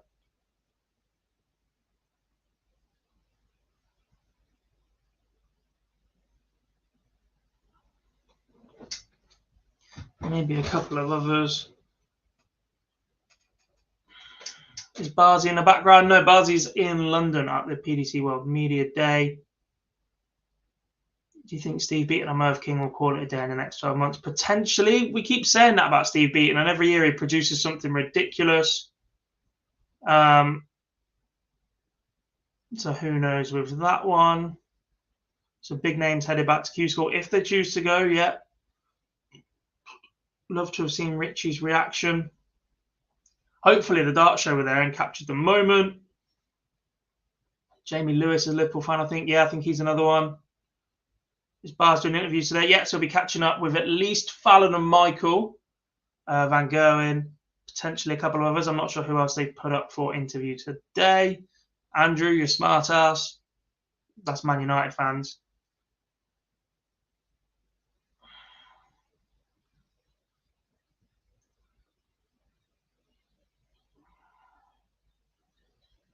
Richie Burnett is a Liverpool fan. Suddenly I like him a lot more.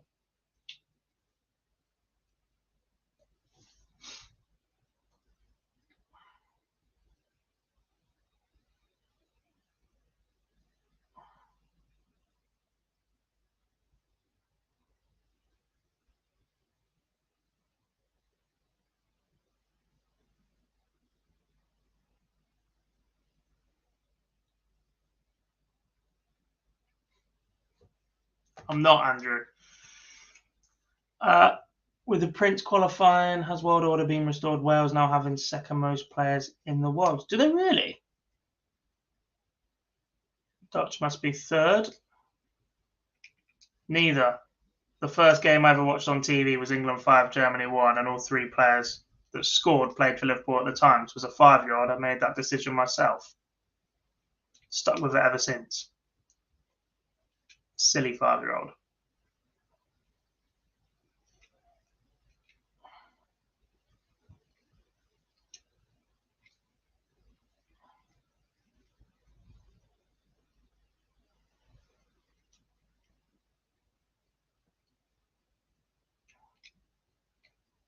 Yeah, I knew it was going, Rob. Doran doesn't plan on going, does he? Doran doesn't plan on going where?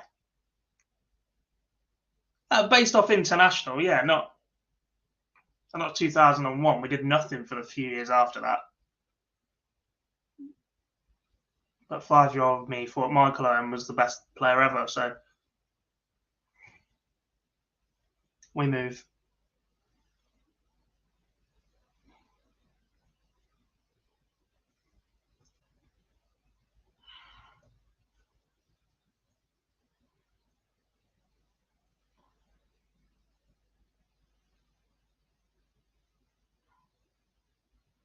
I don't believe so. Not after the way that he phrased his post earlier, so.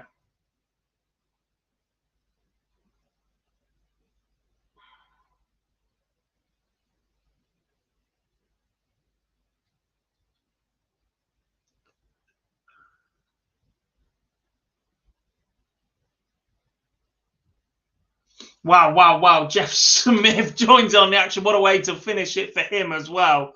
112 checkout for Jeff Smith in a 15 dart leg, as he is the third and final player to book his spot at the Alexandra Palace PDC World Championship in just a couple of weeks' time. He joins Ryan Joyce and Richie Burnett in the hat for the draw that will be around 6:15 UK time on Sky Sports News. Don't forget, you can join us here at Online Darts for live reaction to that draw. Myself, Dan Simpson and Liam Riley will be the ones bringing you that. And then we'll be back from 8 p.m. this evening for the live lounge. Myself, Phil Bars, Lee Boyce going over all of the action from the Players' Championship finals, the fallout from the qualifiers, a little bit of instant reaction to the draw, and anything else we need to discuss from the world of darts right now. What an afternoon that has been so far, folks. Really do appreciate all of you for joining me throughout today's show.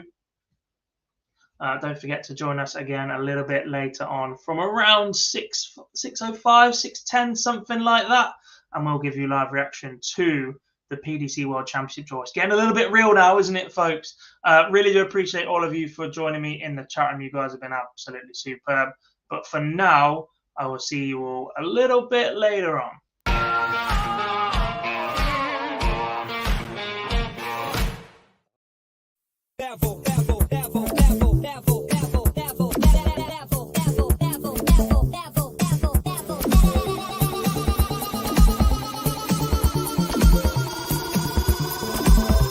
To the next level.